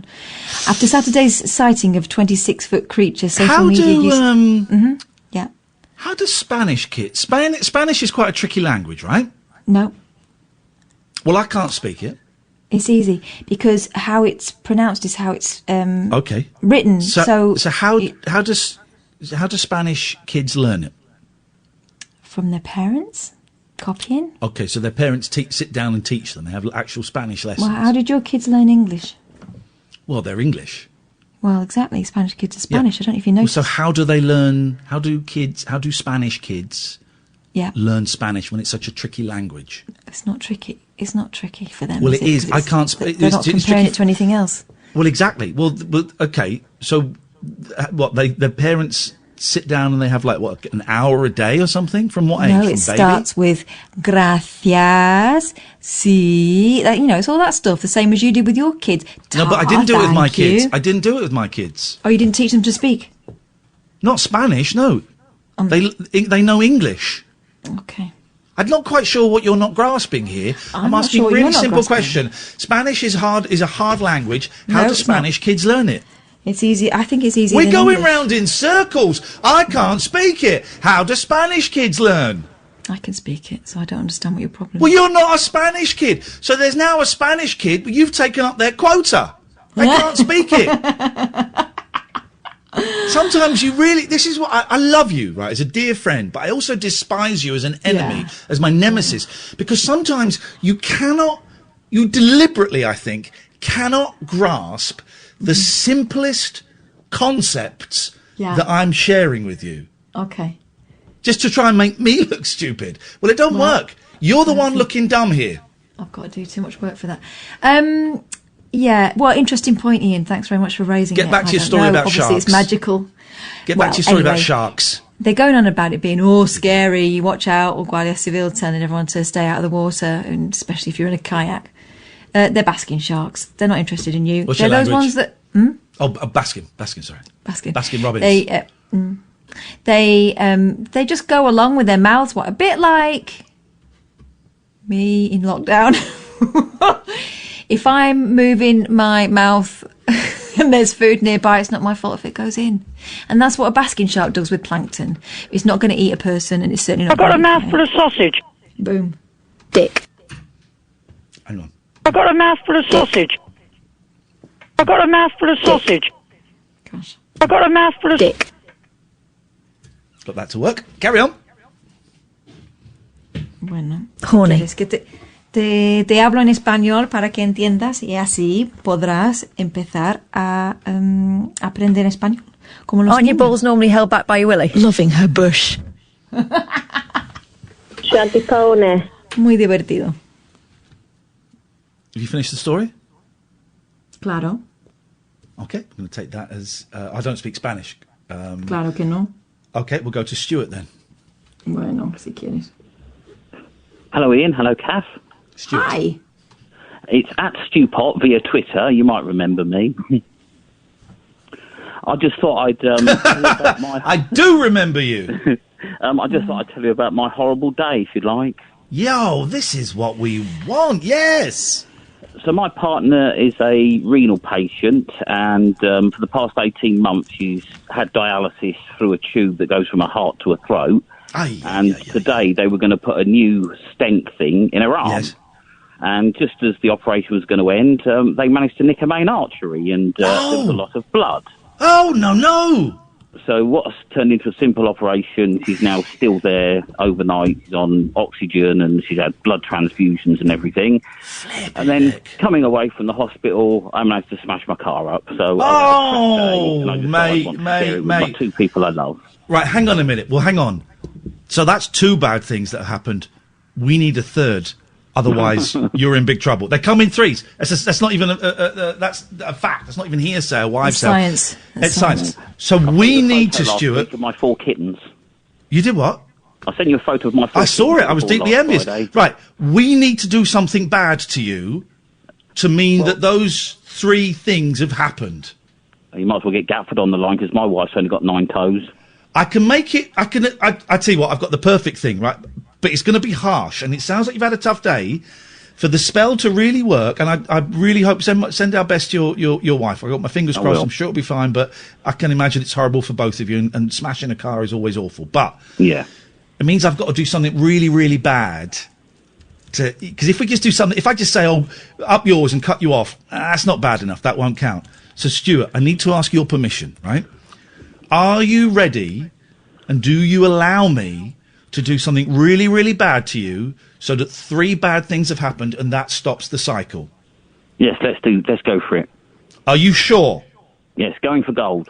Katherine, as the producer, I just want you to verify Stuart gave me his permission to do something awful to him, right? Well, here's the thing. I think actually this is the best way of handling what is a very precarious situation, because if you don't do the thing, another thing will do the thing, and that thing that does the thing will do a badder thing than what you're about to do, which is going to be a bad thing, but it won't be as bad a thing as the other thing that the thing is going to do. Stuart, hold on to your hat. We may end up some distance from here. You ready? Okay, yep. 3, 2, 1... Hi, Rainbow George. You're through to Stuart. Hello, Stuart.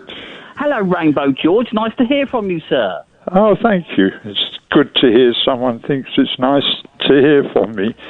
It's a fascinating time, and I really want to be optimistic about the future, and it would be nice if Ian and Katherine allowed me to be optimistic about the future, because they seem to have a problem with my optimism, and I take great consolation from a verse in the Bible that says a good name is better than precious ointment, and death than the day of one's birth. I think that's the most reassuring voice in the whole Bible. Well, what do you think? Well, as a former radio presenter myself, George, I've been asked by a local radio station on the BBC to put some cassettes together of audio. Funny enough, you should come along the line. I wouldn't mind having some of those cassettes that you've got, so I could broadcast them. How does that sound? That would be lovely. I'd like to make contact with you somehow, George. Well, Ian would give you my number or email. All right, we'll do that, George. Thanks very much, Stuart. There you go. You've had 3 bad things happen. Stay on the line. He's given us permission, so Sam will give you his number. It's like the ring. It's like shite date. It's like the ring. Stuart's gone. Oh no, Sam's taking him. All right, Stuart and George, thank you for that. Really enjoyed that. Let's go to Dave. Good evening, Dave. Good evening, Ian. Good evening, Kath. Hello, Dave. Oh, it's Dave. It's Dave. Dave's, let me tell you why Dave sounds so miserable. Because he's one of those lefty snowflakes that likes staying at home and not working. And now lockdown is over. Boo-hoo-hoo, crying to your cornflakes, baby. Get back to work. I haven't stopped working. I'd love to have sat at home for the last 6 weeks. Dave is a key worker, everyone. Yeah, that's true. When we say key worker, we simply mean he works at Timpson's. How you doing, mate? We've not spoken for ages. You all right? Yeah, I'm all right, yeah. It's interesting what you said about small venues maybe hedging their bets a bit, waiting for someone to say something, maybe they can reopen. Because I think it's in a couple of weeks, I had tickets to see Nick Lowe at a small venue in Hammersmith. Okay. About 300 people. And I suppose considering he lives around the corner, and it was a solo gig, I thought if it's possible they, release it enough and then let 300 people go in there, then maybe he can just wander around the corner with his guitar and just run up. But no, I don't know. I've got gigs in October and I just wonder if they're going to happen, really. I don't see how they can. But then if they want to send kids back to school, to the death pool, then... But then I guess the argument is that kids don't get affected by the disease as much as adults, if at all, some people are saying, and also some experts are possibly putting forward the idea, or are putting forward the idea, that actually maybe kids can't even transmit the disease. So yeah, but then there's don't know. Evidence of something else happening to kids that may be related to COVID. So, but it's a tiny percent. It's all so up in the air. But I just don't see how anyone can go to any kind of show this year. No, I just don't see it at all. It's a great shame, particularly with the venues, But then hang on a minute. Then there's talk. Now I'm thinking of it. Do you remember? What's the guy's name? You might remember him, Dave. Boris Johnson, the Prime Minister. You remember him, right? Yeah. He did a speech on TV a week or so ago where he outlined the things about how the R was so important. Then 2 days later, we were told the R wasn't important. But he said that if things went well, they would look at opening entertainment venues such as cinemas. I think he said in July. Okay, so July, August, right? What's the difference between going to a cinema and having 2 seats in between you and the family next to you, and going to a sit-down music venue and having 2 seats between you and you sell a third of the seats or half the seats or whatever? Well, it's better than nothing, isn't it? I can see that, particularly cinemas, particularly the ones that have got these sort of reclinable seats now. You just leave one in the middle and just they're pretty well spaced out anyway. It's gradual. I mean, nothing's changed. This is my big problem with it, that nothing's really changed. There's still no vaccine. There's, and someone was saying earlier about people sort of forgetting all the social distancing and, in shops. I've been going out for the last 6-7 weeks with the full kit on, and when I go to shops, I wear the full kit, and I don't care if people give me weird looks or think I'm overreacting. I'm protecting me and them and anybody, I care about. So that's You know, so if people say, "Oh, I don't like to wear a mask," you get funny look. You know, sod them, frankly. Yeah, no, I don't care. I mean, Kath very kindly made me some masks. I've not been I've not been out really. I went for a little ride on my scooter and went and sat on a hill and Coombe Hill and read for half an hour. But I've not been to a shop or anything. But if I go next time I go to a supermarket, I've got no problems about wearing a mask. I don't care. I'll wear it. Whatever. I don't know. I just don't see nothing. I would not feel comfortable sitting in a show, what we would consider to be a show, 6 months ago, until there's a vaccine. Give me the vaccine. I can't see myself doing it. If it was a small venue and it was fairly sort of spread out, then yeah. But there's got to be some. I mean, I can't imagine theatres what they do. I mean, I know the National Theatre at the moment are doing this thing where they put on sort of film performances and ask for donations, but I can't be blown the wit of sort of theatres to put on, like, do one performance and charge people tickets to see it. Pods. What we need, this is what we need. We need theatres to put on shows as per normal, but they've got to leave the windows open, and then you get, with your ticket, you get a pair of binoculars, and you you're allowed 150 metres away from the building, but you can look through the windows with binoculars. Well, you know those pods that are on the South Bank by the Festival Hall? They've got these little restaurant bits that have got these little greenhouse things, and you can rent them and you can sit. Well, that's what they do with all restaurants. They have these little pods, and they have a family can sit in there. Yeah, and it's got like a roof, a sunroof to let air out or whatever, and everyone sits in their little pods. But I don't know. I say I got really angry about it a couple of weeks ago, and just really annoyed at people just say, "Oh, right, we've had enough." Yeah. When it's done, it's over. It's over. Yeah, but there's no point. You can only do, you can only control what do for yourself. But I just want to say that Kath, well done with all your art stuff. And thank you. It's a strange old thing, but I appreciate all the nice things people are saying about it. And I plugged the mug on the Facebook page for the Nothing Is Real podcast. So you might get the sales, never know. Thanks very much. I'm just waiting for Macca to come and shut me down, but... I think they look wicked. Nice one, Dave. Nice to talk to you, mate. Take care. 0344 499 1000. Let's go to Lavinya. Simon, stay there. You'll be next. Let's go to Lavinya. Good evening, Lavinya. Hello, my lovely honey bunnies. How are you? What have you got for us? No one's taken the hint, Catherine. No one has taken the hint. Well, I like to talk about something that's been on my mind, yeah? Is it bollocks? Could well be, my honey bunny. Yeah, could well I suspect be, it might be. Yes, Lavinya. Well, listen to this, right? All this thing about the Corona-19, all right? There's no such thing as the Corona-19. Well, whatever. What I want to say, my lovely... Who needs to get the name right when we're talking about it? Yes. What we need is actually to go back to basics, which we are, and what we need is actually... don't know what that means, go back to basics. Hold on, I'll tell you what.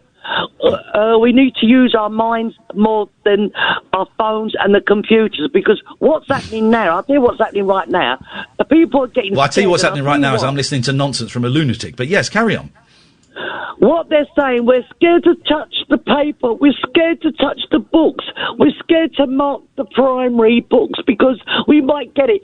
Supposing if a child in the classroom will cough, we will get it. Lavinya, yeah? Bearing in mind my sister is a teacher, could you do it without doing the silly voice? Okay, my lovely, right. And also bearing in mind that my sister's been going into work all the way through this because she's looking after the children of doctors and nurses and people that are necessary. So it's not that the teachers are frightened to go in at all. So I don't know what you've been reading. It's worrying. It's very, very worrying. I understand that. But what I want to say and what people need to understand, if everybody thought like this, we wouldn't be here today. Because we'd be scared to do this and scared to do that. And what we're thinking, what Lavinya, we don't realise, Catherine... If nobody thought like this, we wouldn't be here today either, because we'd all have had it. Yeah, but... So? What I want to say... all I'm going to say, the only thing that's could come out of this, because what I want to say, out of bad comes good. And it's unfortunate, it's sad, and it's, you know, my heart goes out to all them people that lost their lives, yeah? But what I want to say, out of bad actually comes good. And what we're using... Not always. Sometimes a bear attack is just really bad. Yeah, but what we're using are minds more. And all I'm hearing, Katherine, from many people I know on the phone, they're saying, Lavinya, I've never done this before. Do you know what? It's taken this to make me realise I can do this.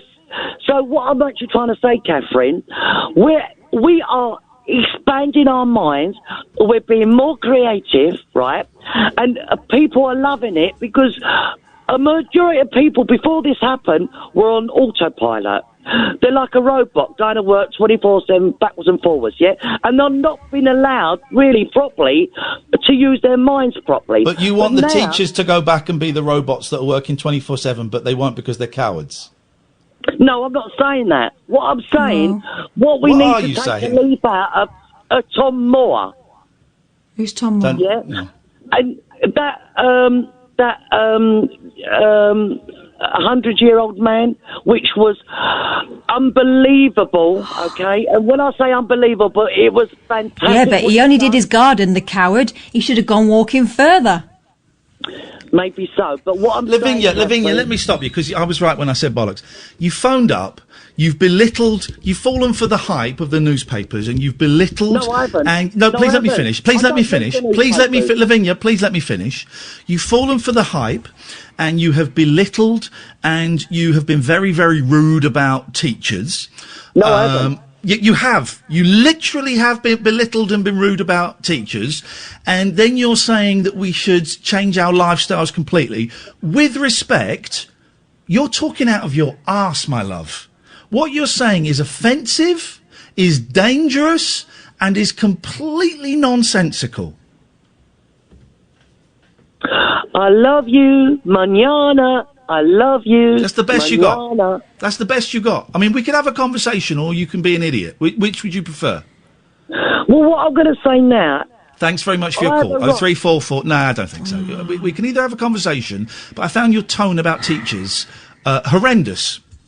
Actually, horrendous. Imagine being in a job and that is not a life-threatening job, and being reluctant to go back to it because your life may be in danger. Imagine doing a job where you get about 26 grand a year, and it's more of a vocation than a job, and you're ever so slightly reluctant to go back because you don't want to catch a deadly disease. Imagine that.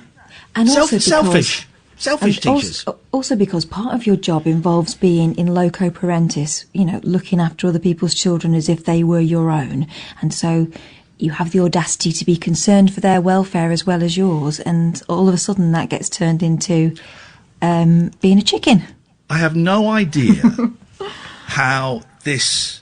Here's what's going to happen. So now we're blaming the teachers for being cowards, right? Because they don't want to go back.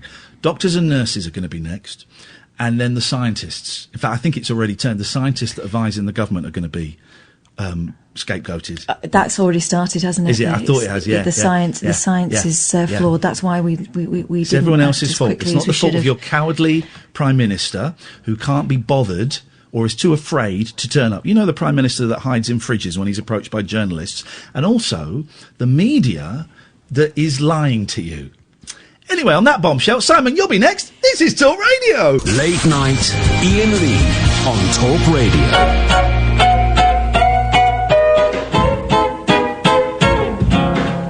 Yapra. Harise. Kibiseni e kibiba la hamisho mak vaude. Yapra. Harise.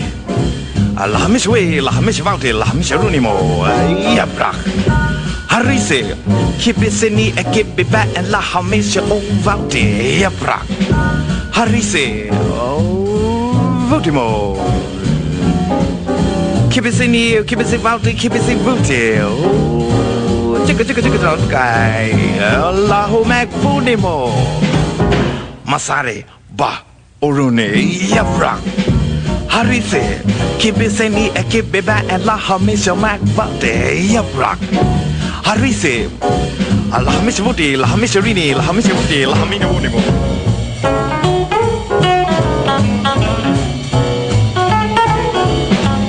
want me to do it for you, rub it in?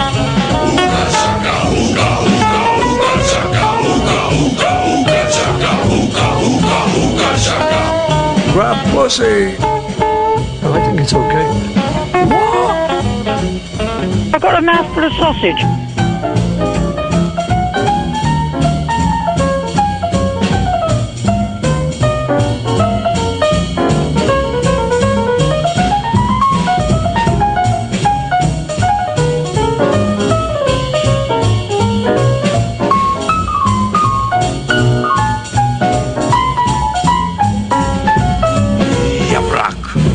Harise, kibiseni ekibida and lahamisha magvate yebrak.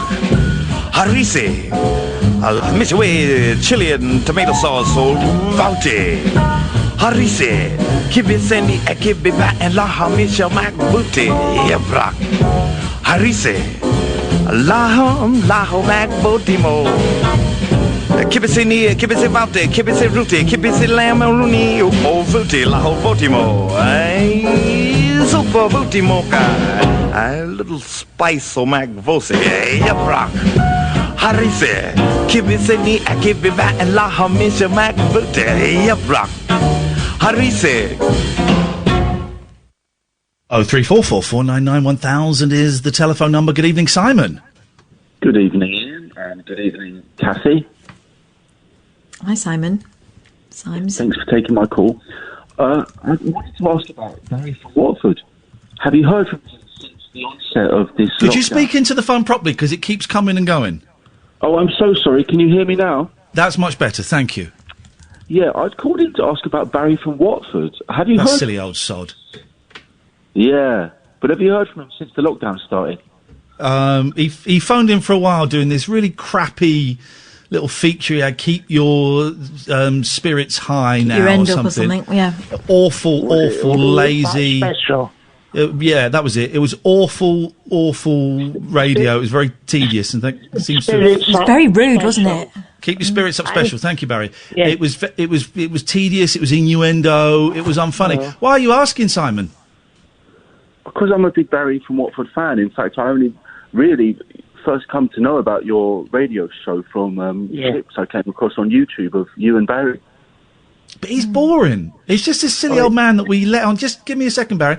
That we just let on to patronise, and we're laughing at Is that him. Barry there? Is Barry on the phone? No, the Yeah, other thing is Simon. his undercarriage is an absolute disgrace.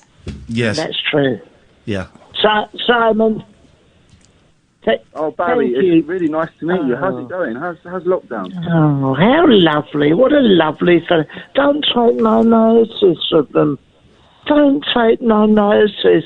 I am offering a service. I'm the Arthur Askey de nos jours. I am fighting a good fight. I'm like the Vera Lynn in this current war. Yeah, we can't get rid of you. Keeping the spirits up special. Barry, were you at the anti-lockdown protest in Hyde Park with a... No, I'm not an idiot, Simon, am I? Well, in that respect. But what I would like to do, I mean, that Tom Moore shuffling around his garden on a Zimmer frame gets a knighthood, blimey. I'm thinking of applying for one because I washed up some dishes this afternoon, quite honestly. I should be having the freedom, I should be having the Nobel Peace Prize for the effort I've gone to. For this It's so good to hear your voice again, Barry. Listen, I'm going to love you guys and leave you, but it's great to hear Barry again. All the best. Thanks, mate. Bye, Simon. He got nice. Did you pay that young man to drop your name so heavily? No, seriously, it's nothing to do with me. He's just come out. I think he's just been released from prison. He's one of those people, though. He got what they call it fanny fright, when you can't rise to the occasion and you shrink, if you know what I mean. And I think he shrank. I know. It's like a bashful bladder, isn't it? Bashful bladder. When A bashful bladder. Never meet your heroes. Have you ever met your heroes? We know you met. We know you were lucky enough to go up on stage with Barry Court at a pantomime in the 80s. Oh, I loved him. What was that like? Absolutely fantastic, but it was eclipsed by brushing up very close with Anne Widdecombe. Oh, blimey! In the flesh. Yeah, The flesh, and quite honestly, there's a fair bit of it. No, that's just nasty and sexist. I take that back, scrub that bit. But what I would say about Anne Widdecombe, in the flesh, she is every bit as lovely as you see her on the telly. I've got pictures of her mocks up in my locker. She is charming, she's funny. I saw her in Panto in Rickmansworth, and she was excellent. Really excellent. Can I ask you a personal question? Her twanky had to be seen to be believed. I'd like to see her buttons. But... No! Why have you got... I was in it, I was droopy. You weren't hard up. No, I was happy though, I'll tell you what. I'm trying to think of a name that sounds like a penis. That's what we're doing, right? Yes, that sort of thing. Dick! Okay. Oh, yeah. I'd love to see your dick. Oh, that's it. That's it. Why have you got a locker? Oh, I keep a locker of all my stuff for the garden and that. Okay, okay. But, not many people have a locker these days. Well, I'll keep my dungarees in there. I did not expect you to say that dungarees. Yes. Yeah, a few brushes, all that, men only, and then when I go out into the garden, you know, I've got freshly. I say it's Anne Widdecombe. It's her head on. Remember Linda Lusardi? It's on. I do remember Linda Lusardi. Yeah. It's on her body, and there's a little bit of Lindsay Dawn Mackenzie. Well, a couple of bits of Lindsay Dawn Mackenzie I've stuck on there as well. Do you want to play a game with us, Barry? Please. I'll go first. Catherine will go second. You'll go response. third. Okay? I go first. Snoop Dogg. No, you'll go. No, what? Charles Schultz? No. Yes. Catherine goes Ready? second. So Snoop Dogg. Ready? Samantha Fox. Mrs. Slocum. No. Try again. I'll go again. I'll go again. Michael Fish. Okay. Richard Herring. Oh, okay. Here we go. Here we go. We've got You getting it? Oh, yeah, I've got it. Hold on. Alex Salmond. Oh, well. It's not really. Okay, hold on, just a minute. So sorry. My God, hold on, just a minute. A Fergal Shark, who? Oh, go on, let's think. Let him have it. All right, John Parrott. Cat Dealey. Oh, okay. Hold on, please bear with me. Oh, there's one. Oh. Yeah. Danny Bear. Okay, Bear Grylls. Oh. Hang on a minute. Sam, what have you just typed on the screen, and why have you just typed that on the screen? Get him off, was it? No. Henry Winkler. Sorry? Henry Winkler. Oh, Winkle. Henry Winkler? Well, What's it's that got- A Winkle. A winkle in the shirt. Well, we're not doing alternate names for penises. No. A Winkle is a creature and it has a large penis, actually, in comparison to the rest of it. But Kath would know. That's by the by. Okay, whose go is it? Mine. I'm going to go for my good friend Rufus Hound. Oh, very good. Trendy, very trendy, that.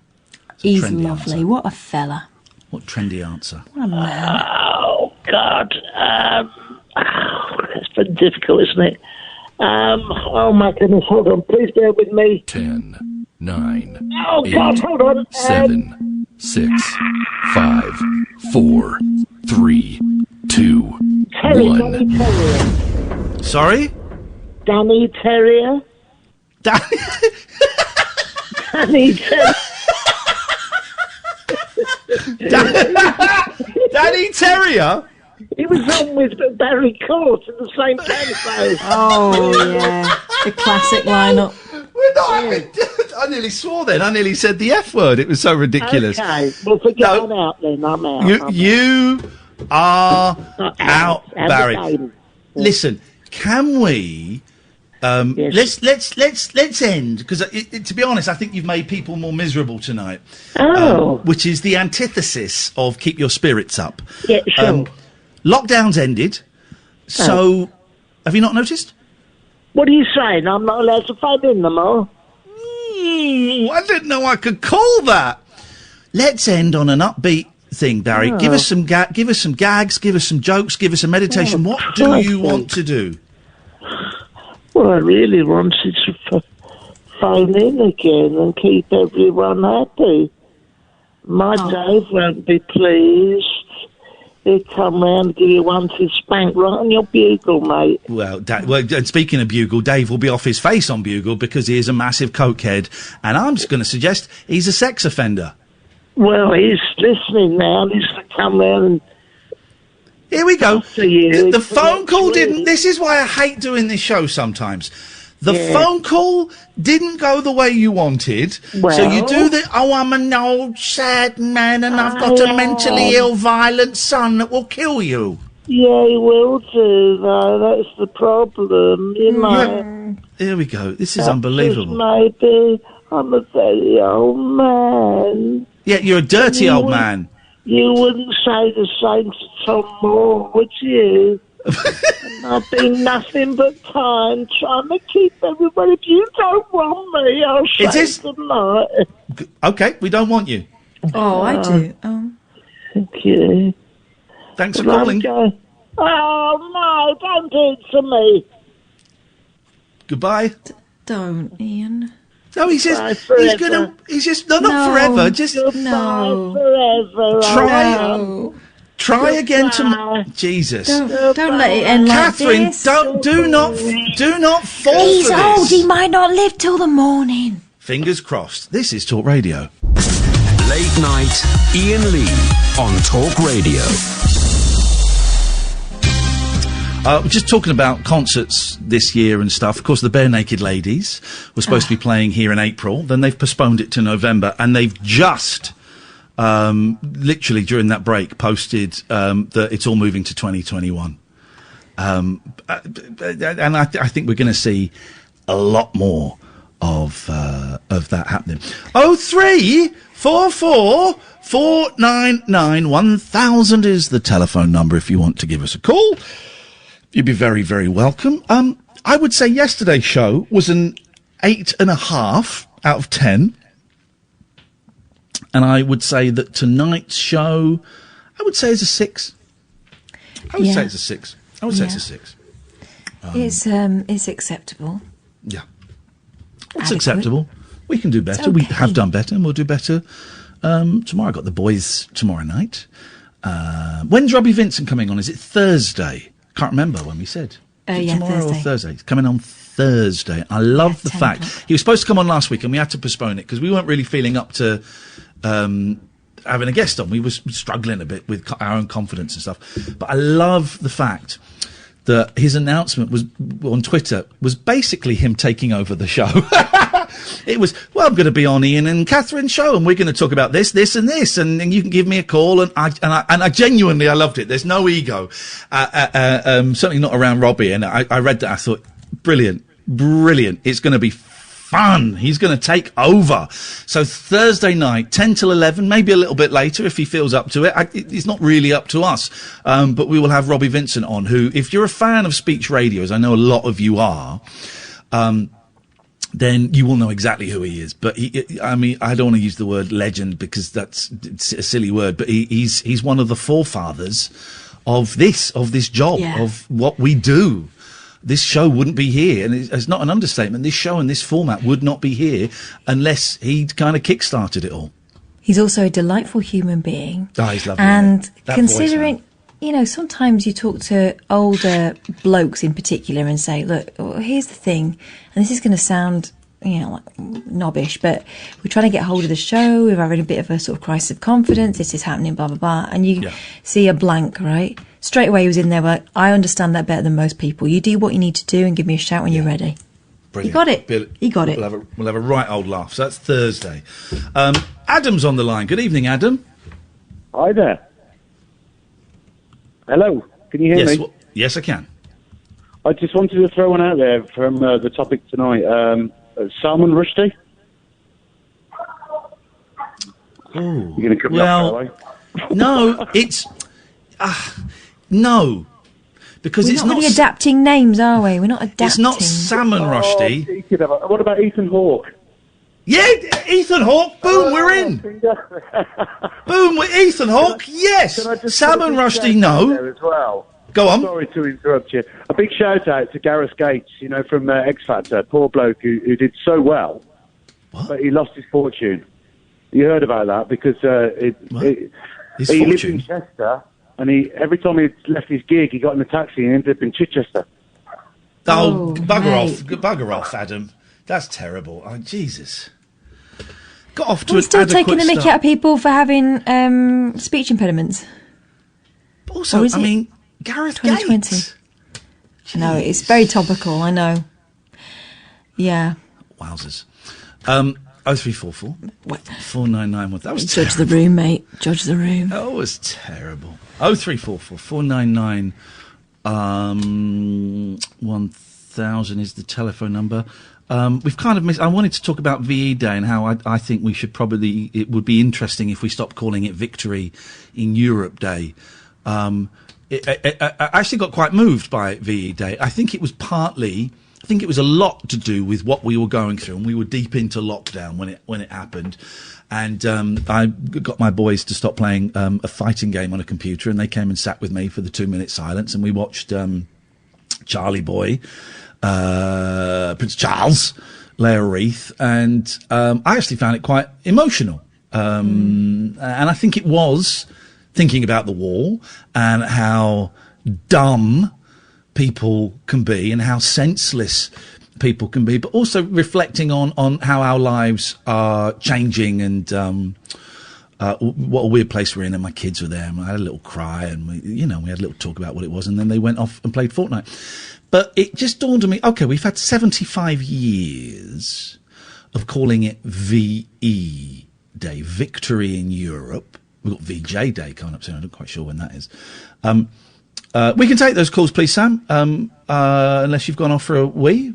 But we seem to have got loads of calls all of a sudden. There we go, he's taking them. And we've had 75 years of calling it Victory in Europe. Maybe it's time to call it Peace in Europe. So it would either be PE Day, make your own jokes about forgetting to bring your kit and have them do it in your pants. Yep. Yeah. Or pie. But just Victory sounds, 75 years later, sounds unnecessarily aggressive and jubilant. Well, it is something to be jubilant about, but I just think peace works better now, 75 years later. It sounds very self-aggrandizing to call it Victory. Do you not think? I'm not sure. I'm wondering what the countries who were actually taken over, I mean, they probably got a firmer stance on that, to be honest, because they got their countries back. I'm sure Italy were laughing at us because we were having street parties and hugging each other and doing the conga. I mean, that was dumb. That was dumb. We weren't all doing that, but that was one supreme act of knobwiffery, wasn't it? I don't know. Victory just feels old-fashioned. It feels unnecessarily aggressive. Yeah. And peace feels like a much nicer thing. I don't know. 0344 499 1000. Good evening, Stuart. Hi, Ian. I just wanted to add to the initial, I don't want to use the word, but I'm going to have to, statement that you said this when you first started the show. I remembered you talking about Brexit, I think about a year ago. What statement at the start of the show? Because I didn't make a statement. Well, yeah, my choice of words weren't very good. It was more of, I'll just say this. You said something about Brexit a year ago, saying... No, but hang on a minute. We'll go to that in a second, Stuart. Sorry. We'll go to that in a second. But you said I made a statement at the start of the show. I don't know what that... I didn't make a statement at the start of the show. In fact, the whole sort of 15, 20 minutes opening monologue or duologue was far from a statement. Yeah. Sorry, it's me. It was me. Like I say, it was my choice of words. I think what we're just trying to get across is you said something about Brexit ages ago. That was, is it really happening if you're not watching the news or reading it? And it stuck with me, that did, and I try to avoid the news. Obviously, I know enough of what's going off to keep myself safe and what have you. But and I appreciate there's been deaths, like you say. I mean, it's horrible, but it doesn't concern me as much as it maybe does some people. And the young lad that you spoke to last night also came to my mind. Yeah. Because this has all got an air of it. Can you remember when there was a big campaign regarding the AIDS thing in the early 80s? Oh, God. Yes, I do remember. I mean, I was about 10 when AIDS broke. Well, that's it. That's exactly what I'm saying. I was 6 myself, I think. When but the thing, you know, tens of a whole generation of gay men were wiped out by AIDS.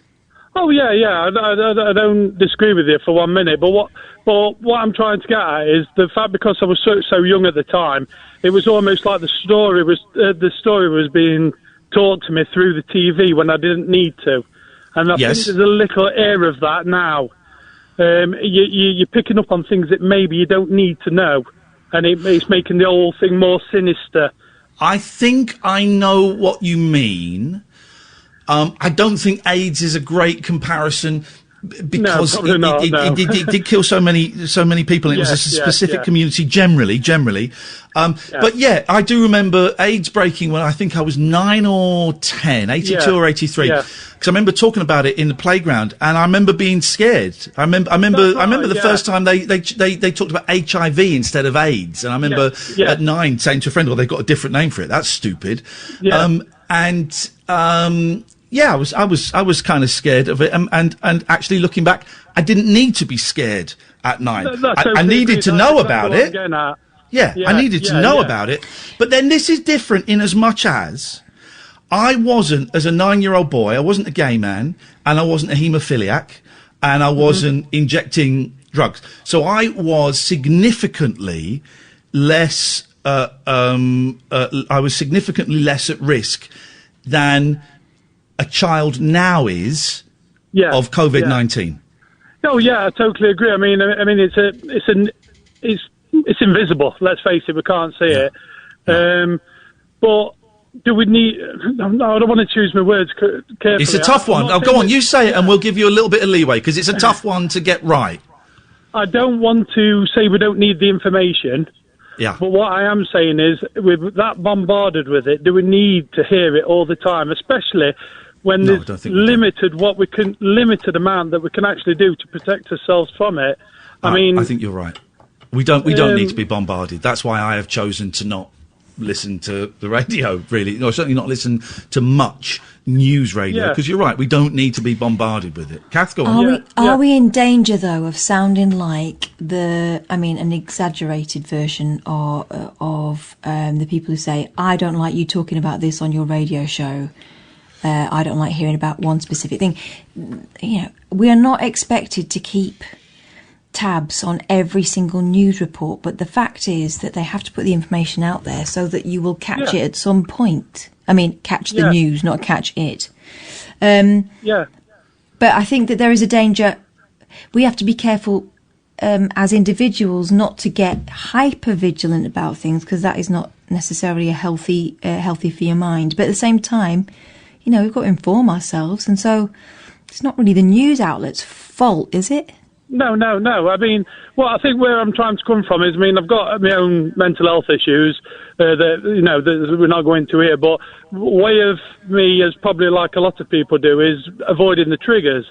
And a lot of my mental health issues around health. Yeah. And so obviously you can't avoid it. I'm listening to your show tonight. It's on the news, blah, blah, blah. But I can limit the exposure that I've got to this topic. Yes. I know enough about protecting myself and my family, but it's the things with the figures and this, that, and other. And like you say, you've said it before yourself.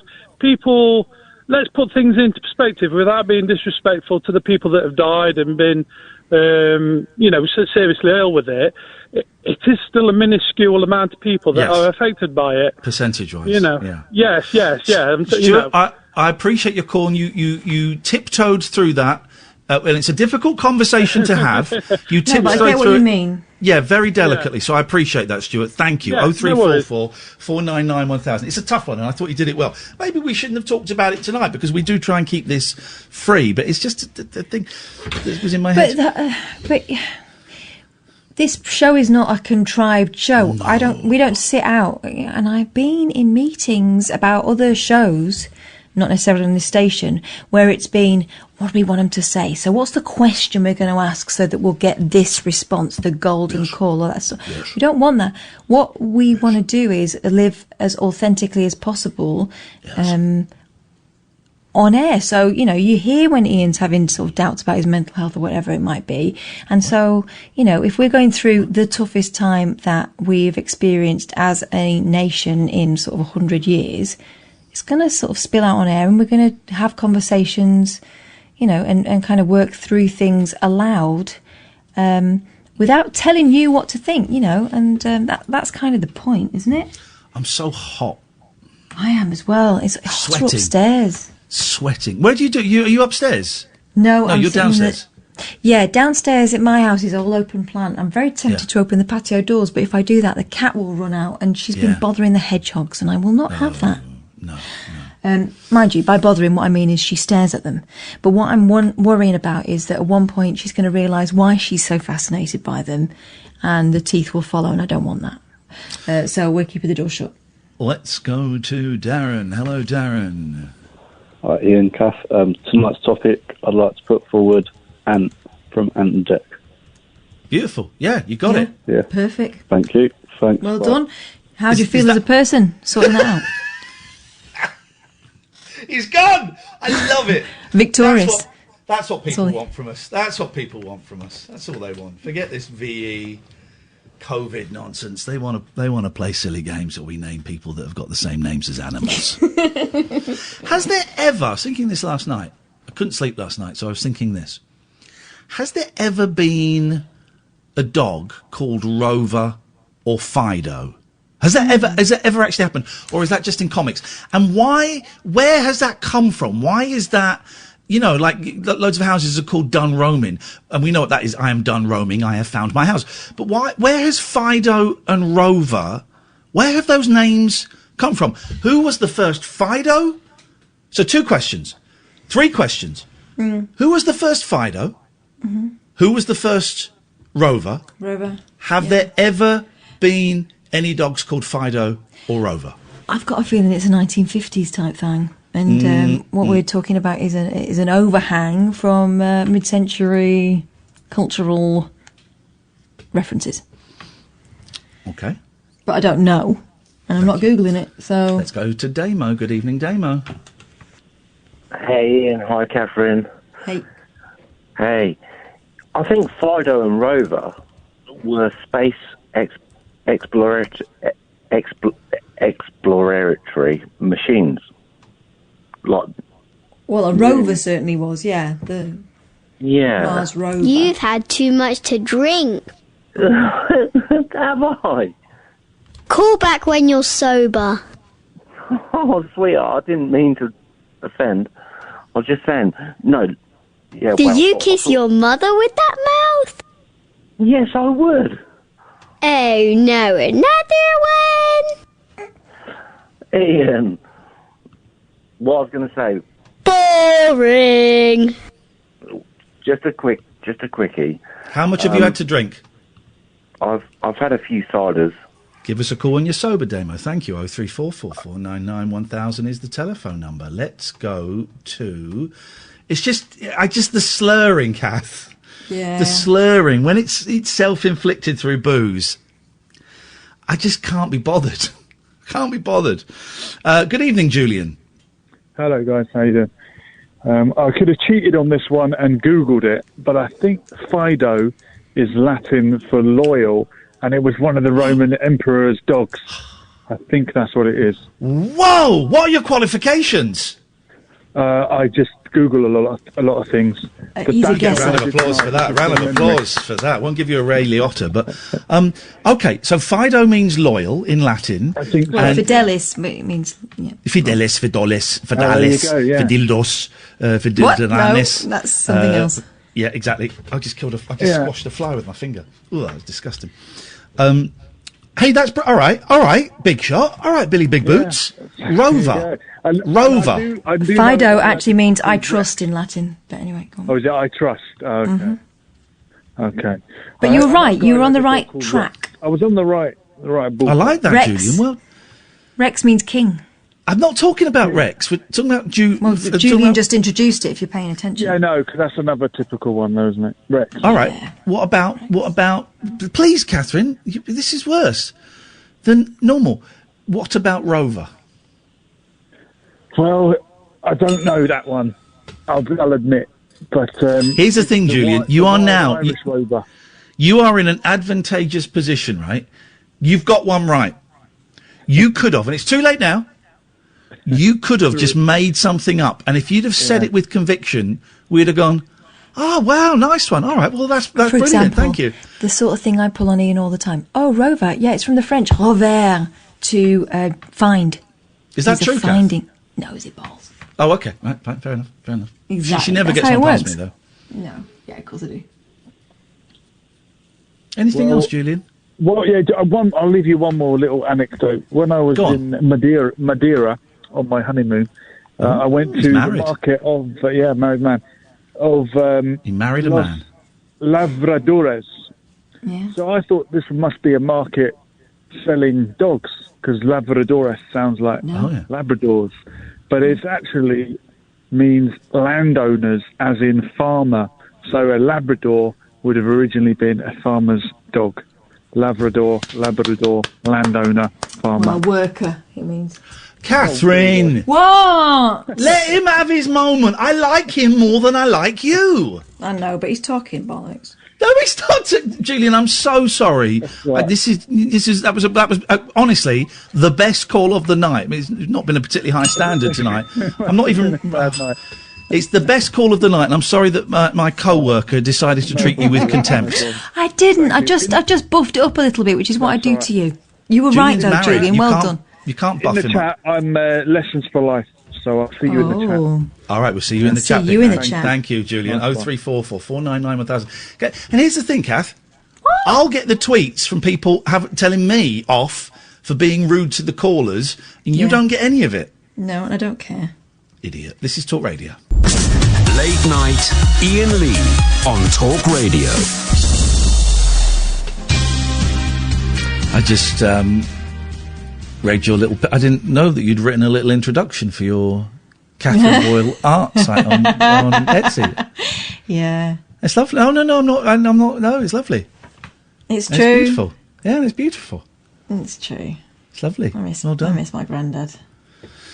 Yeah. I don't know what you'd make of this. What? What you done? You probably wouldn't be very surprised. Yeah. He told me some nonsense. That granddad told me that it was I was about maybe 4 or 5, and I started doubting the veracity of Father Christmas, and he caught wind of it, and he decided that he needed to take steps to make sure that I knew exactly what the truth was. Granddad, if I'm good, no, will you different let me have a granddad. dance on Coal Bunker? No, different granddad. This was the posh granddad. You had more than one granddad? Yeah, everyone has more than one granddad. What? You normally get 2. I'm going to blow bubbles up your chuff. Oh my God. I don't want to tell you the story now after I've heard No, that. go on, sorry. So he told me that he knew Father Christmas, and brought me a toy from Father Christmas to prove the facts. And also said that if I didn't believe in Father Christmas, I could never be the Christmas fairy, which was my big ambition when I grew up. And so I said, "But when am I going to be able to fly, Grandad?" And he went, "Well, you just got to keep believing and keep working hard at the fairy stuff, and one day it will happen." So that led to me believing that my shoulder blades were the beginnings of wing buds, and all I needed to do was endanger my life in some way, and my wings would come out. So I started throwing myself off the top of the stairs. Yeah, it got quite dark for a while, but then this is the ingenious thing. The other side of the family, the less posh side of the family, is resourceful. And my mum has always been a creative sort of person, and she made me a pair of cardboard wings that I wore pretty much all the time, from the age of about 5 to the age of maybe 15. There you go. I stopped throwing myself off high things. There you go. There you go. What's up? No, nothing. We're just coming to the end of the show. I'm really hot. So hot. It is It's hot, too though, hot. isn't it? And it's just, I've always got that slight sinking feeling on a Tuesday, because I've got to get the boys tomorrow. And that sounds harsh, but it just means that Thursday, Friday and Saturday I'm going to be really, really tired. I'm so looking forward to seeing the boys. I'm so looking forward to seeing the boys. It's always a joy. They're such charming young men. But it just means I'm going to be really, really tired, and my peaceful routine of being on my own gets broken. I know that's tough.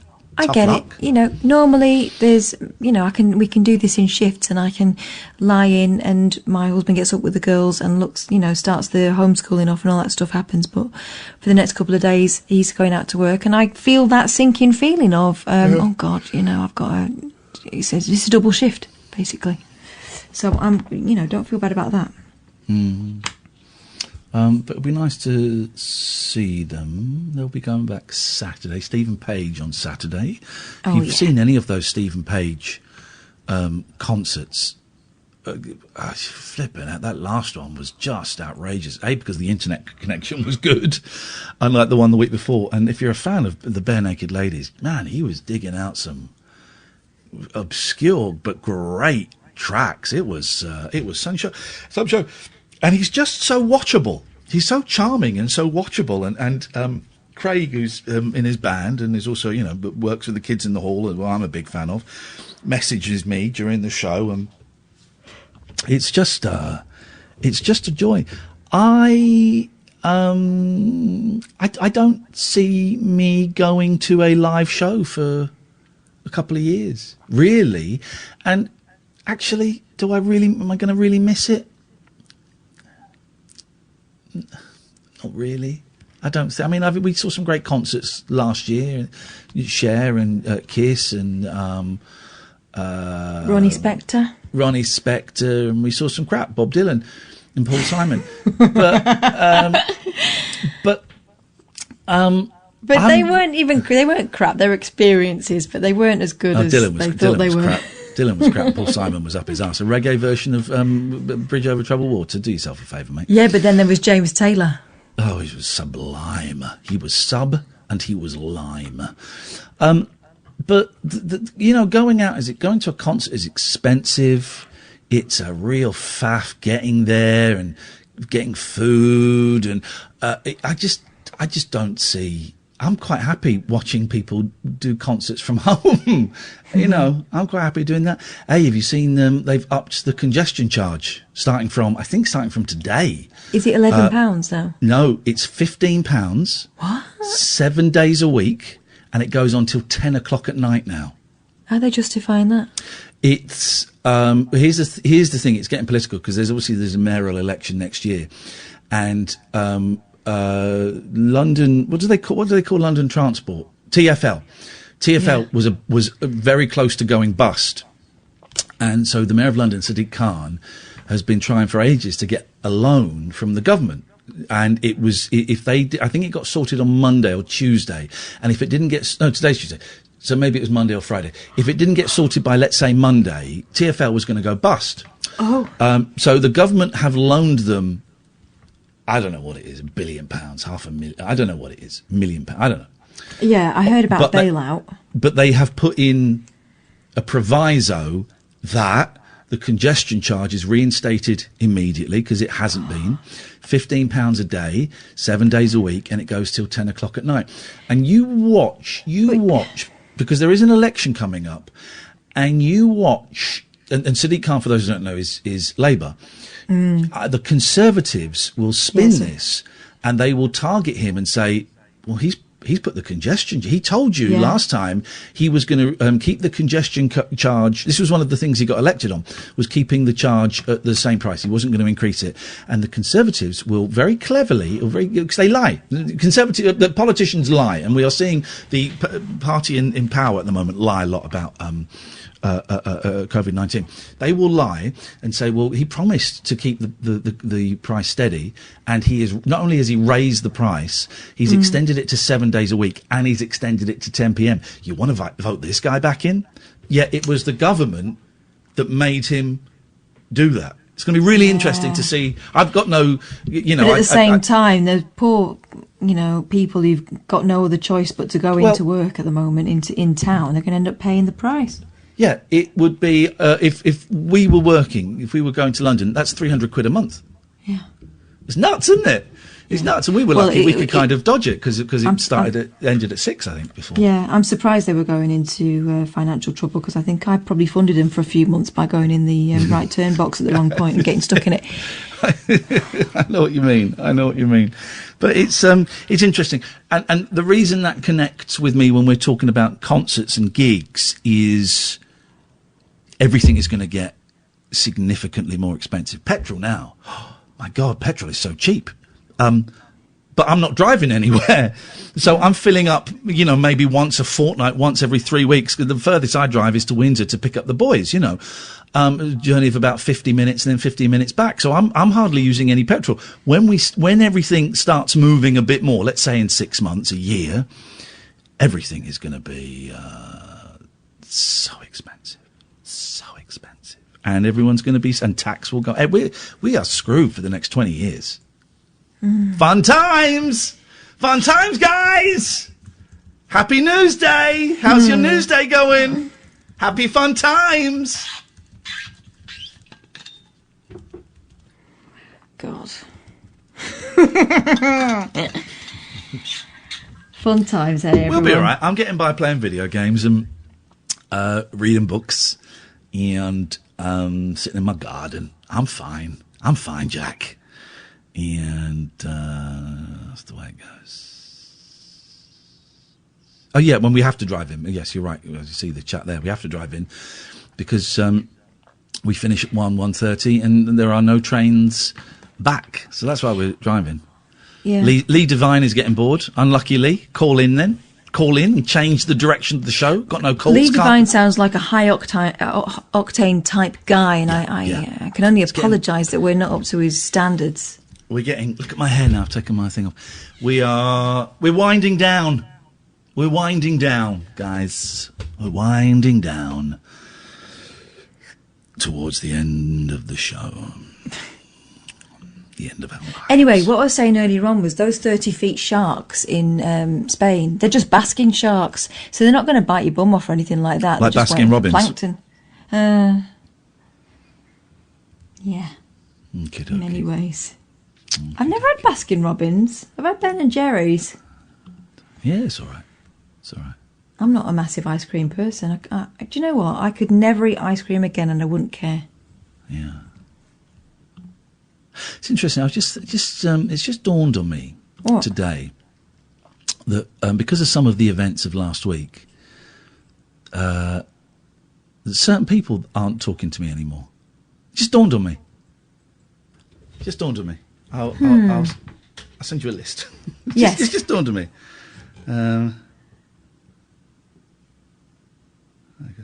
I'm sending you a list now. I just thought, I've not seen such and such and such and such for a while.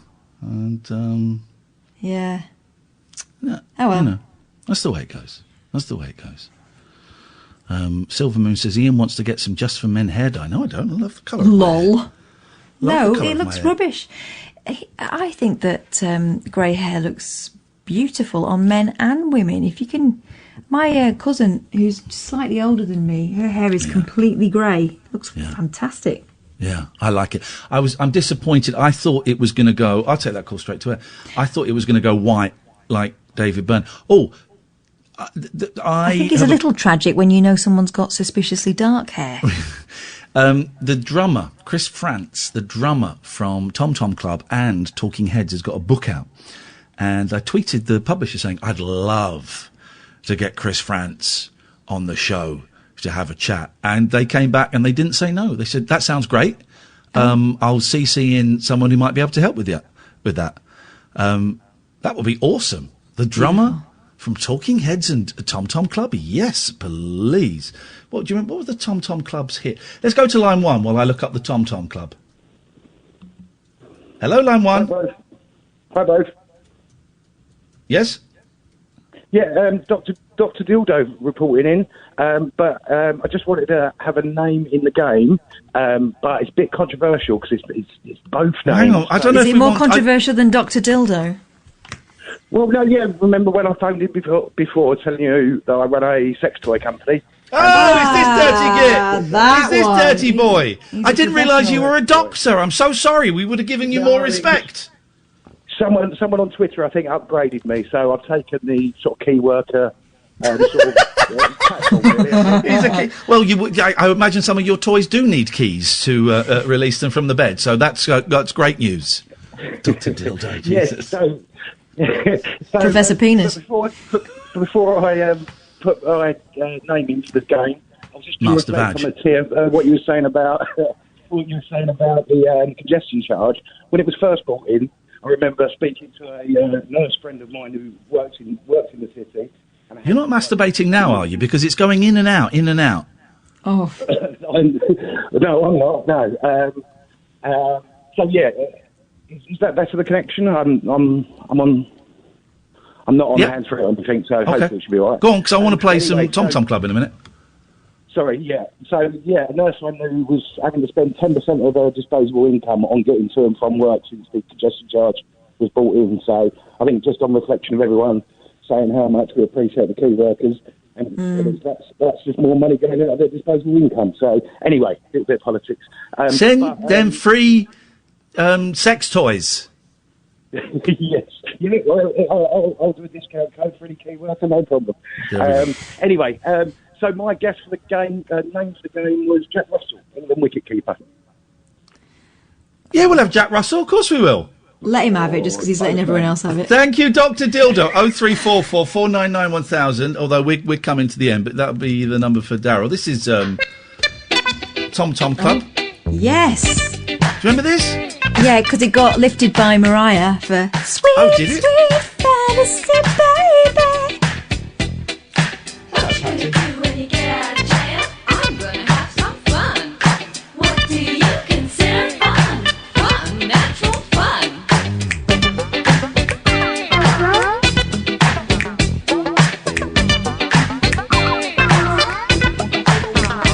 This is good.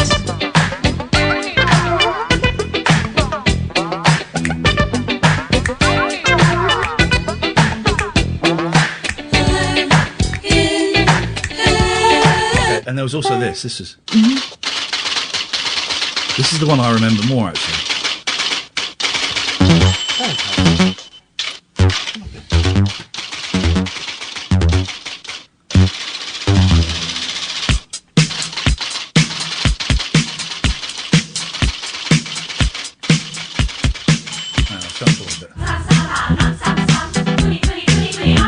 Anyway, he's coming on. Is that Ram Sam Sam? Ram Sam Sam Sam. You don't know that song, Ram Sam Sam Sam? Good evening, Daryl. Good evening. Tony Hawk. Yeah. Have you had that one? Have you not had that one? No. Oh, no, there we go. That's a good one. Thank you, man. Straight in there, you see. It's a tough game, but it's, boy, it's so satisfying, isn't it? I guess you've had Bear Grylls. Have you had Bear Grylls? Yeah, we Did you, have. did you have Seal? Have you had Seal? No, we haven't had Seal. Yeah, Seal. We're, that's we're about the only people in the world that haven't had him, from what I've heard. He's a bit of a shagger. You could Yeah, probably how have... you doing, Darryl? You all right? I'm just carrying on with this. Okay. Taylor Swift you could probably have. A Yes. Swift, A Swift. yes. Yes. Robin Williams. Mm-hmm. What?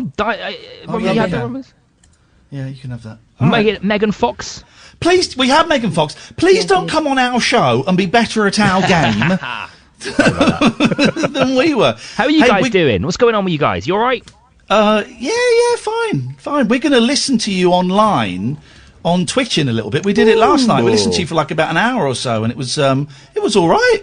You were the soundtrack to me painting me donkey. Yeah, we were enjoying. We were Nice donkey. We were enjoying it. Darryl, we have to go. Stay tuned, dear listener. Darryl Morris is coming up. The same phone number: 0344 499 1000. If you want to talk. Thank you, Catherine. Thank you, Sam. This is Talk Radio. Talk Radio.